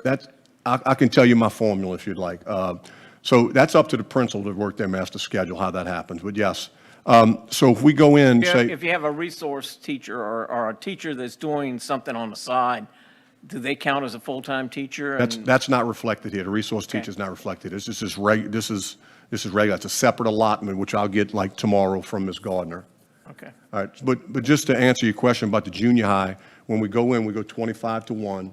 We do it by sole numbers. We have a chart that we go by, okay, say from 0 to 500, you get this many teachers, 25 to 1. Then I have the conversation with the principal, okay, give me your electives. What is offered to the kids? So then we'll go through it, say it's 15, say, I'm just throwing a number out there. For their regular allotment, she offers 5 electives, I add 5, that's 20. Then they get an allotment for an assistant principal, allotment for a guidance counselor, allotment for a librarian. So that at that point, it's 23. So that school's allotted 23. So after they get their regular ed numbers, the principal has the discretion to work their master schedule as they see fit to maintain those low numbers like we offer. Okay. That makes sense? A little bit, thanks. Yeah, yes, sir. Thank you. It is. Ms. Rufino Gallagher? Does any of this, because obviously every school's a little different, right? So if you get to the point where this is only some of the schools I see on the west side, that their numbers are higher, is that we don't have another room to make another thing because the populations are growing so fast? You know, like, is there not another room at a school because we may need another teacher? We have nowhere to put them. You can't put them in a closet. Ma'am, that's not the case. We're not at Okay. capacity. No, ma'am. Okay, that's what I was asking. Ms. Hanson? Thank you. Couple of questions, and you know, some of the thing that I don't understand the numbers in this, and that in some high schools in which, you know, there have been complaints about overcrowding and too many students and things of that nature, they actually have a lower class per student, class per teacher ratio than some of the schools that are not as populated. So that can't make rational sense out of that. Well, they're all are a lot of the same, okay? And it, like I said, with high school, it's very difficult because of the offerings. So that kind of skews the numbers. So when we go in, we allot them, and I should have brought that with me. You know, you get your school to work coordinator, we go by weighted grades, we go by, you know, how many guidance counselors they need, and then we go into, we talk about electives, and we go all through all of that, and it's allotted. You know, but if you look at, you know, I'll just say 2 high schools, you know, one high school, say like Lakeshore High, may not have the same offerings as like a Fontainebleau High, but, you know, they have similar. So when you get into those specialty classes, it skews the numbers and it drops it down, is my point. I see. Okay, and secondly, you know, you brought up electives, and as a former principal myself, I understand, you know, we have so many different types of students in our schools, and they have a variety of needs and interests. There have been teachers, particularly teachers in the arts, that have expressed concern about their numbers, especially with us talking about such an emphasis on STEM. And don't get me wrong, I'm not saying that we shouldn't have that emphasis on STEM. There's obviously a lot of community support from this, from our business leaders, and I thank them for it. But I'm concerned that it's going to be by sacrificing the arts. And St. Tammany has always been very known for having strong arts program, strong talented program, and I'm concerned about us not continuing to support the arts, because let's face it, there are a lot of kids out there that's where their strengths are, that actually helps them in their core courses. Yeah, as you would know, that when we do that, it's a kind of cooperative effort with C&I when we look at that. But as a former junior high principal, you know, you put out the course offerings of what you're going to have. Do you know, Spanish? Do you know, family and consumer science? And then they build their schedule from there, and then that's when I come in and do the allotment after that, and they say what they need. Yeah, and I get it, you know, junior high, you know, there's a lot of students that maybe they were in band and they're not taking band anymore, and their parents are upset why they're not taking band. But in junior high is their first chance to really get some offerings. But in high school, I mean, they're going to be going, I mean, they have a chance to earn up to 28 credits. So there should be plenty of offerings for them. I just would like us to see, and if you could get this for me, just so we can keep tabs on it, the number of students in the arts classes, whether it's art or music, whether in regular ed or in the talented program, because I would hate to see our arts programs take dips. And, you know, when that happens, and as a former supervisor that did have to allot the art teachers in K through 8, if there wasn't enough, students in this, you know, in K through 8, it's different because they're offered art, period, you know, in K through 3. So I'm sorry. It's already put in there. So, you know, but if there's not enough classes at this school, then you have to divide it up. I'd hate to see in our high schools, in our talented programs, where you have a teacher who's hop, skipping, and jumping to a number of different schools, which basically then means we're not really getting the most out of that teacher. And if it's happening because we're not continuing to support the arts, then that is a concern of mine, and I know it would be for a lot of parents, as well as the teachers in those classes. So just to ask you, you'd like me to get the regular ed numbers for high school for art and music and then talented art? And then all the All talented, art, talented? music, and theater. And Okay. I'd like to be able to keep tabs on that to see, once we do get this, what are our numbers looking like over the next 5 years? Because if we get the approval to do this STEM, I think it's great we get that. And as you said, Lakeshore High School may not be able to offer as many things. We'll have a school, a place that they can go to where it offers it.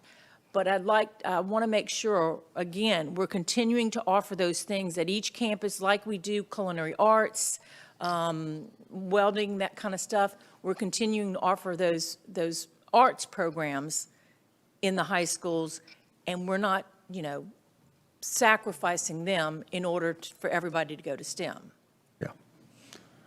Just for the record here, I know I threw out Lakeshore's name, but all of our offerings, whatever a kid wants, we offer, we get them there. So if a school doesn't have it, we'll get them there. Thank you for that. But if we can just keep tabs on that over the next few, because it would take us several years to build this building, so we can, or get this in place, so we can keep tabs of where it's going. And not just to mention that, but Dr. Langlois, how the block scheduling is going to impact the numbers, the availability of the arts classes and the numbers in the arts classes, and are the kids going to be able to maintain that interest in it? And we had individual Zoom calls with all the talented talented teachers, the choir and music and band directors, all of the special programs to really talk about that, hear their concerns, and we've shared that with the schools, because it's going to come down, if the student, just like Mr. Alfonso says, if the student wants it, we're going to make it happen. Yep. Yep. Quiet, yeah. Got it. I'll get it to you. Theater. Yeah. Or talented. School or talented theater? Correct. And that's, I want you to get the talented numbers too, art, music, and theater. Thank you. I'll send it to you. We've been working really hard to recover from COVID. We lost a lot of students because of the COVID restrictions that they couldn't sing inside. Those are things that we've been working to overcome for 4 years now. So absolutely. Ms. Rutherford? Mr. Alfonso, I appreciate all the time that you spend doing this class size thing. Thank you. However, I do have a question. I'm looking at Covington Elementary and Lyon Elementary, the comparison between the two, both being in the Covington, downtown regional area. We have Covington Elementary with 14.86 students in kindergarten with 7 teachers with 104 students on average. But we have Lyon Elementary with 137.97 students with same 7 teachers having 19.71 in their class, an additional, 5 students in each classroom, which is 33 more students in kindergarten with the same amount of teachers. Yes, ma'am. Is there any way they're going to be thinking about having an 8th teacher there for them to Well- make their class size a little Well, smaller? I mentioned earlier about that balance, and I just don't want to go Right. public with what's kind of what has happened so far. But you're going to see Covington's Elementary's kindergarten number ratio right there change. Oh, is it? Okay. Yeah. Is So Lyon's that's gonna part of our change? balancing. Well, technically, Lion's still under the threshold right there. Now, let me tell, you mentioned kindergarten. It's a good Right. way. It's kindergarten's so Kindergarten is, tough, yeah, it's hard to project. So what we did, George and I got together and we went back in JPAMS and we took an average of the three-year run. So when a principal is struggling to do that, because you don't know registrations, you don't know how many Right. kids are going to come in, when they're struggling, we went with our number. Now, veteran principal knows. So we did that, and I could just tell you, you're going to see Covington Elementary and Lyon balance. Okay. So that's a good one because it's a good Yeah, model. they're very Yeah, similar. Very similar. Okay, so, also, Lyon Elementary has, 26% ELL students, and that's a struggle for those teachers. Yeah. Again, at meeting those needs with so many little, it's like, chasing little kittens around the classroom when there's so many of them in there. Yeah. And half of them don't speak English. That's our Quarter of them. our meeting tomorrow. Mr. Hurstius will come to the table with the EL allotment and Yes. where they're going to be allocated. Okay. All right, thank you so much. Just look out for Lyon there. Oh, absolutely. Yes, ma'am. All right, thank you. Dr. Peterson? Yes, Mr. Alfonso, I think you've done more than an admirable job with numbers. That's got to be a daunting experience to balance the numbers, and I think you've done a good job with that. I just hope that that we have, and we're talking about resources, working with the needs of our students to read better, working with our special needs students, and you know we know that numbers matter when it comes to class size and student performance. And so the lower we can keep those numbers, the greater our potential for having good scores and for our students to do well. And to give students what is recommended, the individual attention in the classroom for the people that need to read better, students that need to read better, and small group activities. Everything works better with smaller numbers. And I just hope, and this is not a St. Tammany thing, I hope it's an every school district thing, a concern, and that is, and I love Louisiana, we have not stepped up to the plate for education in the 37 years that I've been an educator in Louisiana. We have been overshadowed by cuts, by facades. We're going to fund you, and then that thing they're going to fund us by, there were, you know, it was a time when, say, for every dollar you get here, they would pull a dollar out at the same time somewhere else. So it's like we never improved, you know. So, you know, when casinos came, it was going to be lagniappe, and we were going to have this acceleration with the funds. But for every dollar that came from a casino, the government withdrew its own responsibility to education. And there's been a retreat from the responsibility of state government to the educational system, public education in particular. And I just, you know, I'm sorry, but I hear that it overshadows all the good work we're trying to do, and we're going to do good things no matter what.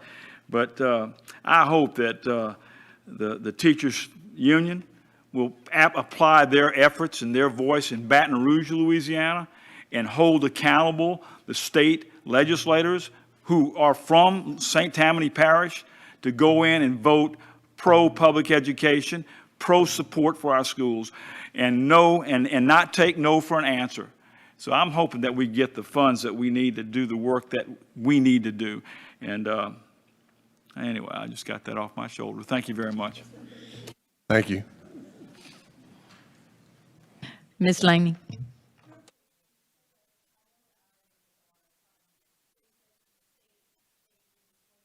'26. You're welcome.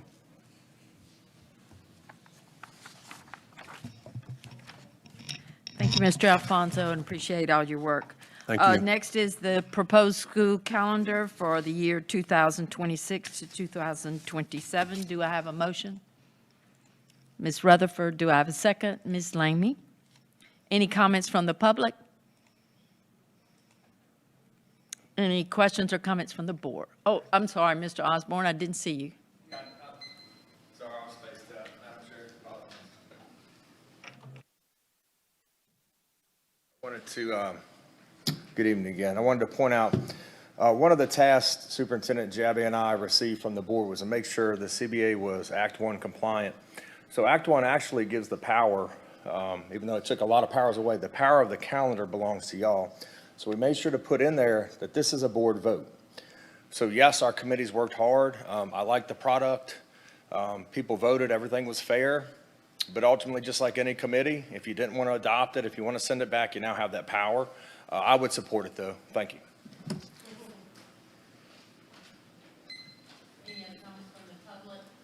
Any other comments from the public? Comments from the board? Okay. Ms. Moore. I know we have a committee every year.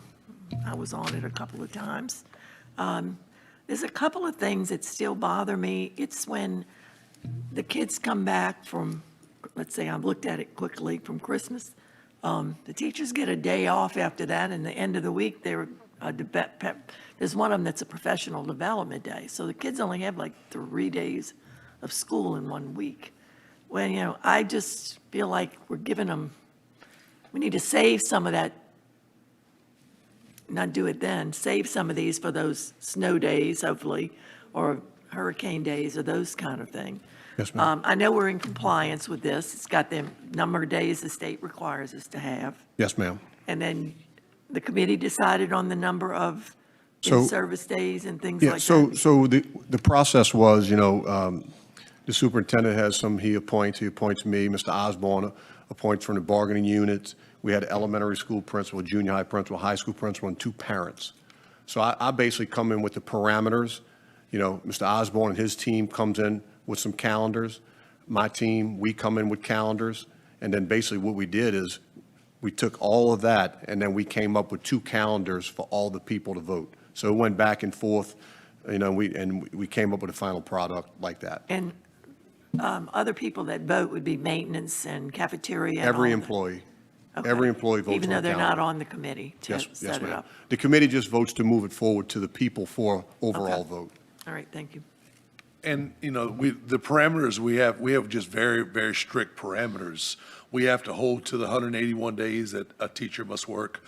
We have to have the appropriate number, I believe it's 177 for transportation, right, Steve? Yeah, 2 more, yes. Two Yes, sir. more, 2 more than students. There are just a whole lot of parameters. What we did with some of these PD days that you see and what we instituted this year, we tried to be creative and not just front load the PD, but help out teachers. Teachers have been asking for a long time that at the end of a first semester, have that reset day to do some PD days, kind of get your mind wrapped around moving forward to the second. So those were new days that we were experimenting with, and seems like the employees felt like it really paid off. I know it throws a little wrinkle in when kids attend, but this is very common around the nation of how they work out. We have very limited PD days. At one point in time, we tried to look at moving PD days away from the front end. Well, we couldn't properly prepare our teachers to start the first day. We tried to move those PD days around to whole days at the end of 9 weeks and that, and it didn't give our teachers and our staff the proper amount of time to get ready for the school year. So it's a balancing act to stay inside of Terry's payroll department's parameters that we have to work under to make sure that all groups are represented. But you'll see that, I think it was like 1,700, 1,800 people voted. But you got to understand, the 12-month employees, this calendar is irrelevant. This is only for school-based employees that work less than 12 months. So that's where this becomes very important, is at the school-based level. So they are represented on the committee, and Mr. Osborne has those people.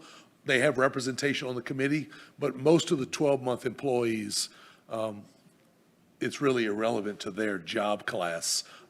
It really is for our school-based employees that work more 9 to 10-month timeframe. Sorry. Ms. Rafino Gallagher? That was gonna be one of my questions, like since he brought it up, it's basically it's really for the school-based employees, not the 12-month. How many of those employees do we have? We have approximately 2,800 teachers, I can tell you that offhand. That's not including, paras. I can get you exact numbers, but I know we got about 2,800 teachers. Right, that's what I'm saying. So that's a low number. I know it's 100% on this paper, but that's like a very low number of people that even seem to give a dang about what this calendar is. Agreed. So the fact that if anybody's complaining about it and you didn't vote on it, kind of like if you don't like who the governor is and you didn't vote, you don't really have a say in the matter. I just wonder why this number is so low. We If did. everybody's complaining about schedules here and there, like why is it? But you know what I'm saying? Like then why are we not voting? I know we can't make people vote. How long did we run it, Steve? Do you remember what the time frame was that it ran? At least 6 weeks, but I'm thinking 7. So I opened it in November, went through the holidays, and I went 2 weeks past when we returned to like January 17th. It went a while, almost 8 weeks. And I constantly, That's we have, my next question. we have a newsletter we send administrators, and I had it in the newsletters, constantly reminding the staffs to send in emails to vote. Kept it open. When I got back from the holidays, I reminded them again to vote. You're correct. I Some mean, people are they that far off that at this point, it doesn't really matter, like one day here, like I come back on a Monday or come back on a Right. Friday, is it, maybe There's that's why they don't There's vote? very little variation in the calendars. There's a couple of nuances here and there. For some people, it just doesn't Okay. matter to them. I was just trying to figure out, like, what is the reason that there's not, Yeah. everybody's not voting on it? There must not be a We've big difference we've asked between- ourselves that. I think Mr. Osborne could say, we've asked ourselves that over and over. Just cast a vote, really, just, at least have your voice heard. I think that's what we tell everybody for every situation. But yeah, we agree. Madam Chair, could I add one point? So even though, I'm sorry, let me get permission first. Could I, just one Yes, point? please. Thank you. So even though, maintenance, let's say, for the Thanksgiving week for this current year, I believe it was Monday, Tuesday they worked, but 12-month employees have vacation. So that might be a time they could do vacation. So even though it doesn't strictly apply to them, they can use some of that vacation to kind of balance it out. So that's why we include every bargaining unit, including the 12-month employees. So Which brings it to, so the 12-month employees, I like, have a you totally set separate that calendar schedule for and they them. don't vote on that? You just set it and this is what it is? Set. Set- Those take it or holidays are leave. set. Okay. They're set. Thank you. Can I say something about that, just to really? So this schedule, if you take 181 days, forget days off and everything, so you set the 181-day schedule, and every extended month beyond 9 months is built off of this schedule, so you built out. So then you work your way to 12-month employees. So that's when the employment schedule is built. Right. You're welcome. Ms. Hanson? I've spoken with the superintendent about this before. First of all, I'd like to say that I've heard a lot of good things about the PD Day coming back from the winter break, Christmas break for the second semester. Heard good things from the teachers from that and administrators. Our student count is what? 36,400 about, Right. approximate. 36,400. I mean, Ms. Jabia may not remember, I mean, it was a while back that we've had this conversation, but technically, we've had 2 parents out of 36,400 students who were on the committee. So basically, 2 parents had input. And I just feel like we need to be able to have a voice of more of our parents. Obviously, you can't have 36,000 parents on a committee, and I'm not suggesting that. But we offer the public an opportunity to review the books when we have an adoption. We offer the community to have input on pupil progression. I think that we need to have some means, and perhaps we need to get creative with it, a means in which parents who want to vote, and because parents set their schedules based on school schedules. And if we could have some means where we could get more parent input, more parent vote on this, because I'm going to vote on this based on what 2 parents want to do. And, when you have, I don't have a problem if it's just 2 parents that are on the committee, and then you offer a couple of options, whatever, and then you send it out to the employees and this kind of stuff. But where are the parents in looking at the 2 options? Well, it's not exact, it's 2 parents, but it's one from the east, one from the west, and it's 2 parents that are PTA presidents that have a wide, broad net. I still think that 2 parents, even if they're PTA presidents at 2 of the most populated schools, and those are the ones who are not working. Look, we may find that the parents don't vote, just like a lot of our employees choose not to vote because they're good with either one. Maybe that's one reason. And maybe parents will look at it and go, I'm good with either one. But I know there are many, very advanced school districts throughout the state that the board votes on it finally, but the parents vote also. And that's just something I believe in, that parents should have a say in, be able to option A, option B. Okay. Thank you, Ms. Thank you. Hanson. Ms. Rutherford? Yes, I want to say, I agree with Ms. Hanson. Teachers love that PT Day coming back after the holidays, but I think they really are going to like having that long weekend in October with a fair day and then being off that weekend and that Monday. I think parents, students, and teachers are all going to enjoy that. I love that being in there before that Thanksgiving break. It kind of gives them a little bit of a, I think next year we have they have Thursday, Friday off before the fair. oh, that is. Next nice. year. It's kind of like a So Okay. we, Yeah. part of Kinda the, like a- yeah, kinda part of the like a little committee, mini thing. part of the committee, we discussed, everybody in there, we discussed about how, like a true fall break. Like Right. a lot of systems do fall breaks, so that's kind of how the discussion led, how we could build it in. Well, I love that. Thank y'all for You're welcome. working that in there. Thank you. Ms. Moore? Sure, me again. I guess this is Mr. Alfonso and maybe Mr. Jabbia. You mentioned the 180-day employees, or 81, excuse me. I get questions about central office, you know, the people that work 12 months. They get vacation days, which they should. They get sick days. But they also get off during some of those times when those extended days are off. I think the public wants to know that. I've been asked about it, and I don't know. The only holiday that central office truly gets off, just like a 181-day employee, is Christmas. So just the Christmas week? is The when they- Christmas, that's the extended time Not off. Mardi Gras week? No, ma'am. Not Mardi Gras Not week, not Thanksgiving. Thanksgiving week, not Okay. Easter week. Thank No, you. ma'am. That helps me answer. Thank you so much. Yes, ma'am. No, would they know that you're in, just like I told people as teachers, excuse me, I'm trying to cancel. Anyway. The only thing I would add to that, Ms. Hanson, I understand your point with the parents, but we do have a lot of employees who are parents as well, which they would be voted, hopefully, maybe they voted Ms. Gallagher, I'm not sure, like you said, but they have the opportunity to. So, I mean, we do have quite a bit more than two in that voting process, but I understand your point too. Would everyone please vote?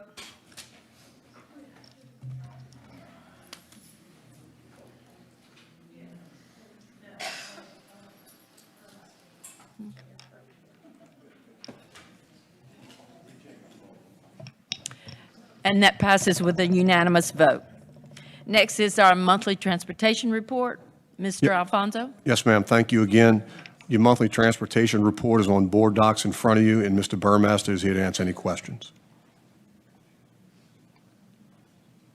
I don't have a report, I just have a, like, is that what a report always looks like? Oh, never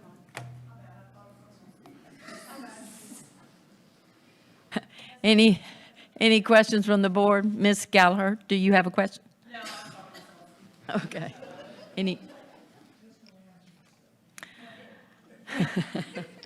Next is the 2024 Risk Management Trend Report. The 2024 Risk Management Trend Report is before you on board docs. Mr. Davis is here to answer any questions. Okay, do we have a queue? I just want to make a statement.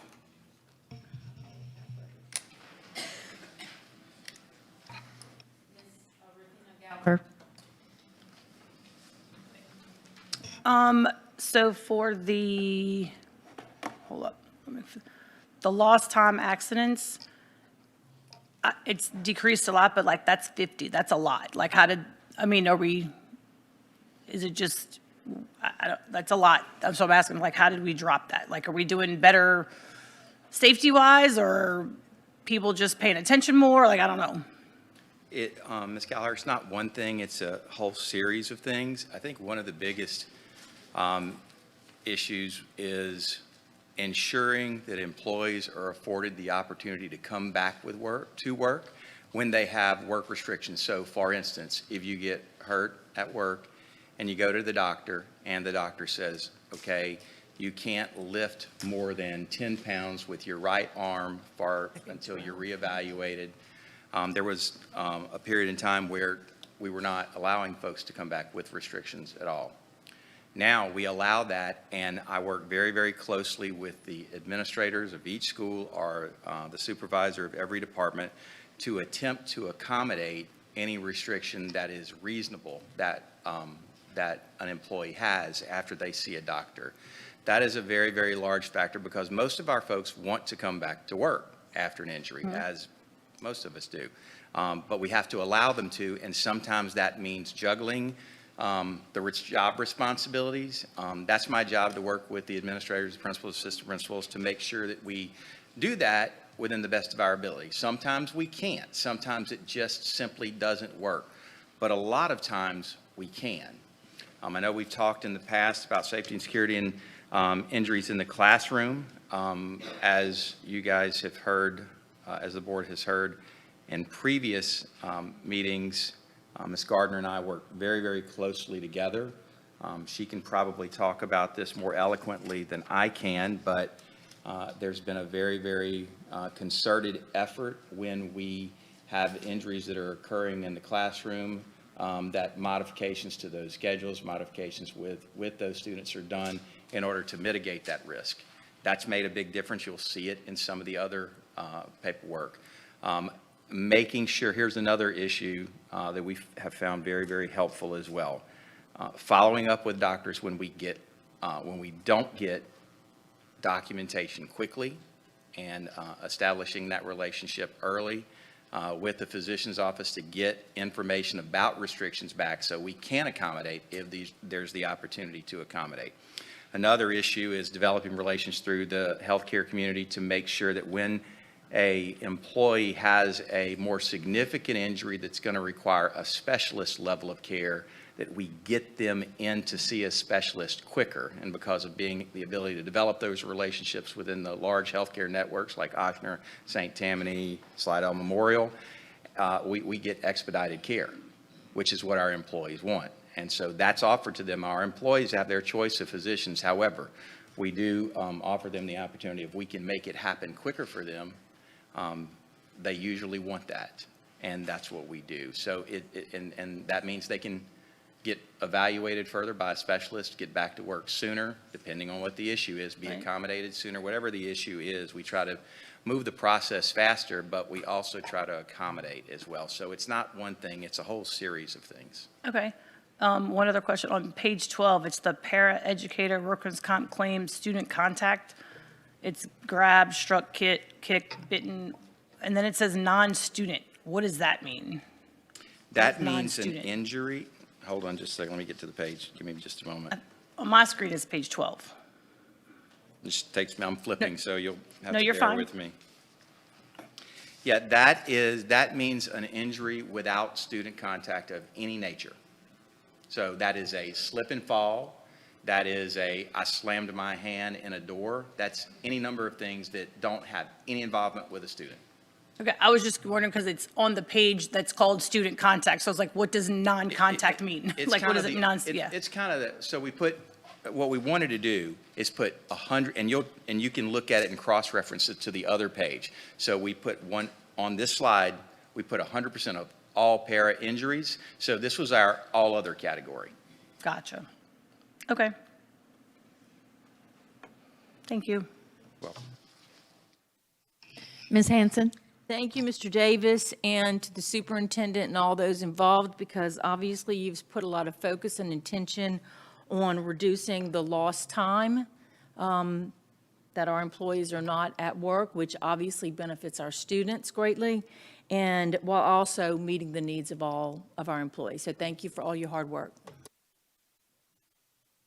Mr. Bro? Thank you. The trends look good, especially with the lost time. But my question is involving something else. When I looked at the bus drivers and the total miles traveled, it's slide number 14. For some reason, we are busing far more miles than we've done ever before.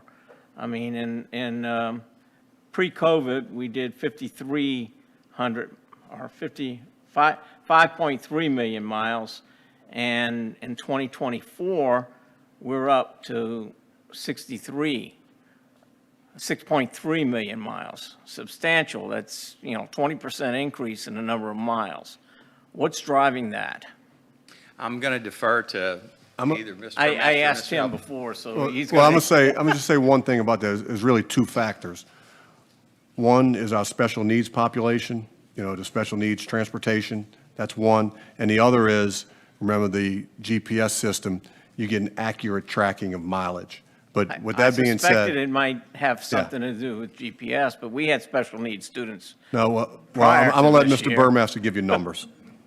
So just, yes, sir. So just like Mr. Alfonso said, the two main factors I'd attribute are the special need, the students with exceptionalities we transport. They're close to 15% of our population. And the question you asked about the student the enrollment, the numbers going down some, the regular ed buses, they are not front door buses. So they're still running the routes they were running before to service the area. So 6 kids might have moved off a block, but they still have to service the 1 kid that lives on the, if that makes sense? Well, they But were the still special- servicing that kid prior to COVID, when we were only doing Yes, 5 ma'am, but million that's miles. why, I mean, yes, sir, that's why I'm saying the mileage didn't change just because the enrollment potentially dropped. We still service and cover all areas of the parish. The reason students with exceptionalities comes into play is because every one of the students are transported front door stops to their front door, which is different And than. that amounted to a 20% increase in our mileage? If you truly, we can look at it, I would be happy to, but if you extrapolate that to, you're talking about if there's a 300,000 mile increase, which it was from last year to this year, you're talking about potentially a 14-mile increase at all 55 schools per AM run or PM run, which is easily doable. Some are less, some might have lost a couple, but some have gained. So particularly with the students with exceptionalities is because those buses go to the front door. All right, well, it just kind of stood out to me, and if you could maybe investigate it a little bit more and see where the big increases come from. Sir. Thank you. Sorry, Ms. Baker? Thank you. Am I on? Okay. I just have one quick question. Thank you for the thoroughness of this, and I'm excited that people are getting back to work, because I know that's what they want. When you say report-only accident, so that's almost 400, and am I correct in saying that out of 400, only 150 sought medical attention and 16 out of the 150 lost time? Well, it's even more than that. If you want to look at it this way, when you look at the total, on that second page, if you look at the total work accidents column, you'll see during calendar year 2024, there were 564 total work accidents. They're comprised of 3 categories. Lost time accidents, which were 16 out of 564 work accident reports. Those 16 actually missed work time due to their injury. 150 employees chose to go to the doctor out of 564, but even though they chose to go to the doctor, they did not miss any work time. Okay, so obviously. And we pay that, we pay. Yes, we Oh, good. absolutely do. Okay. Obviously, the 16, they chose to go to the doctor as well, but they also lost work time. So that's why we separate those 2 categories. And then the other category, report only, which you can see is the vast majority is 398 report only accidents out of 564. So Yes. I guess my question is, what would be a report? What is a report only? What's the purpose of a report only? Well, that's a great question. I've worked in other industries my career. I've never seen anything like this. Our employees report everything. I mean, it's pretty amazing. I think when my first year, when we were asked about it, are employees allowed to report everything? And I said, certainly from my experience and what my history, shows in different industries, they certainly are, because the report only category is so substantial.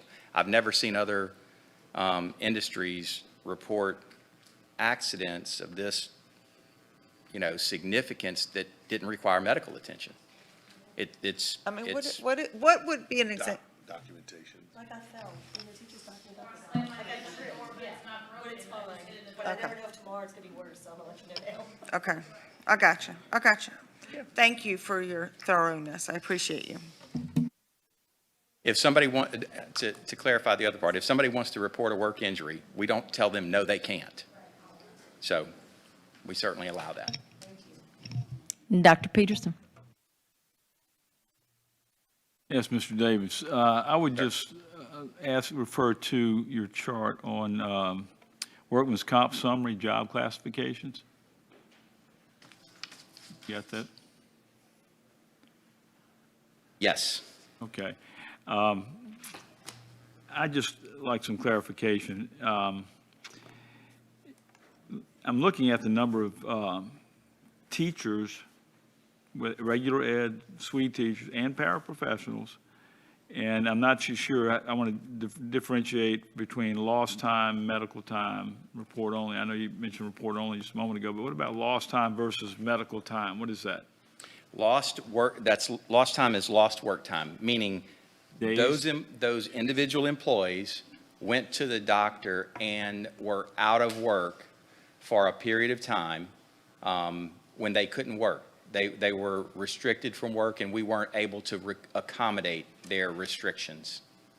Or they were basically we'll call them physically incapable of working or physically incapable of being accommodated to work, one of the Now, two categories. is that number of people or days? That's the number of injuries. So for instance, regular education teachers in all of the calendar year 2024, 7 regular education teachers had injuries that resulted in lost work time. Okay. At least 1 day of lost work time. Well, so that clarifies that for me. I was just And curious. there is a chart that shows you the graph over the last 5 years too, before that you can kind of see what the trend is, which has been very positive. Okay, well, thank you. You're very welcome.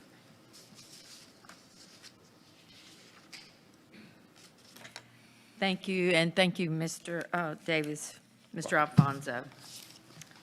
Now we're at public comments.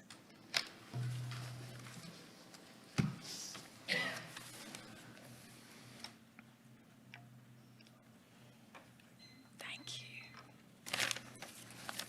you. Mr. Osborne? Thank you, Madam Chair. Brian Osborne, St. Tammany Federation President. I did have a speech, but as I often do, I'm going to throw it out real quick.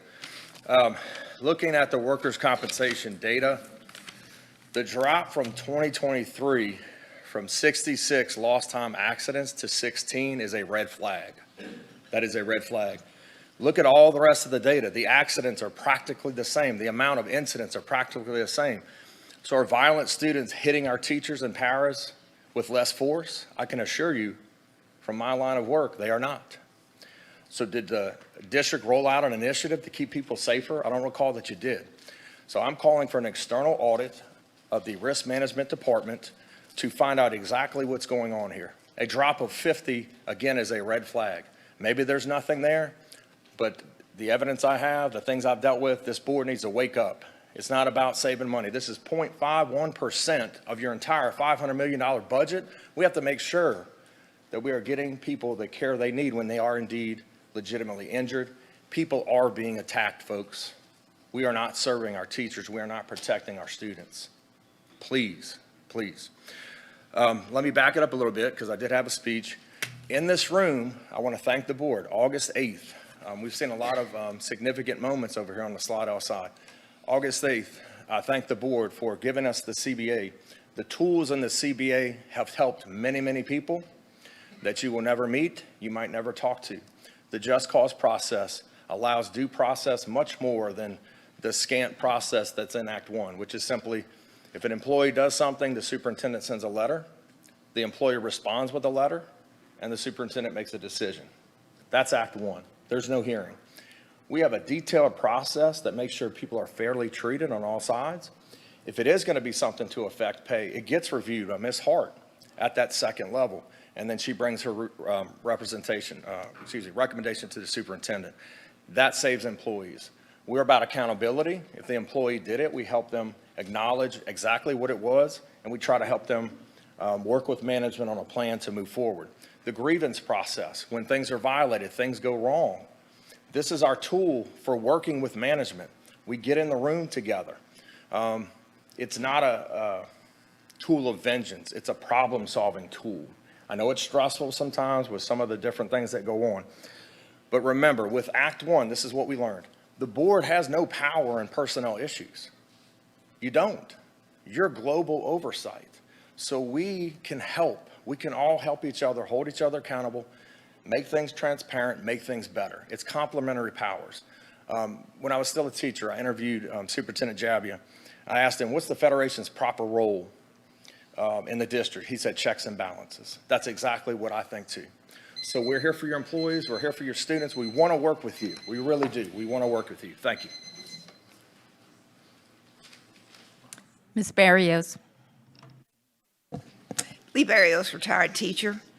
Parents and teachers continue to be concerned about changes that have been made the past 2 years to the gifted program. Parents have spread the word themselves regarding the poor and inadequate testing process being used now by this district to identify students who might qualify for gifted services. Many have found that they can have their children legitimately, privately evaluated by professional psychologists who use the appropriate tests. Some parents who have been told their children did not qualify via the district process have been told, so they could have, if they could afford it, they opted for private testing and have found that their students do qualify. One of the other greatest concerns is the use of the poor quality, hyper-standardized curriculum with teachers unable to sufficiently and creatively adjust those curriculums to meet the needs of gifted who want to be able to reach, we want to be able to reach their potentials, not just pass the state LEAP test. It's a particular problem when a good number of those teachers are not gifted certified or experienced and aren't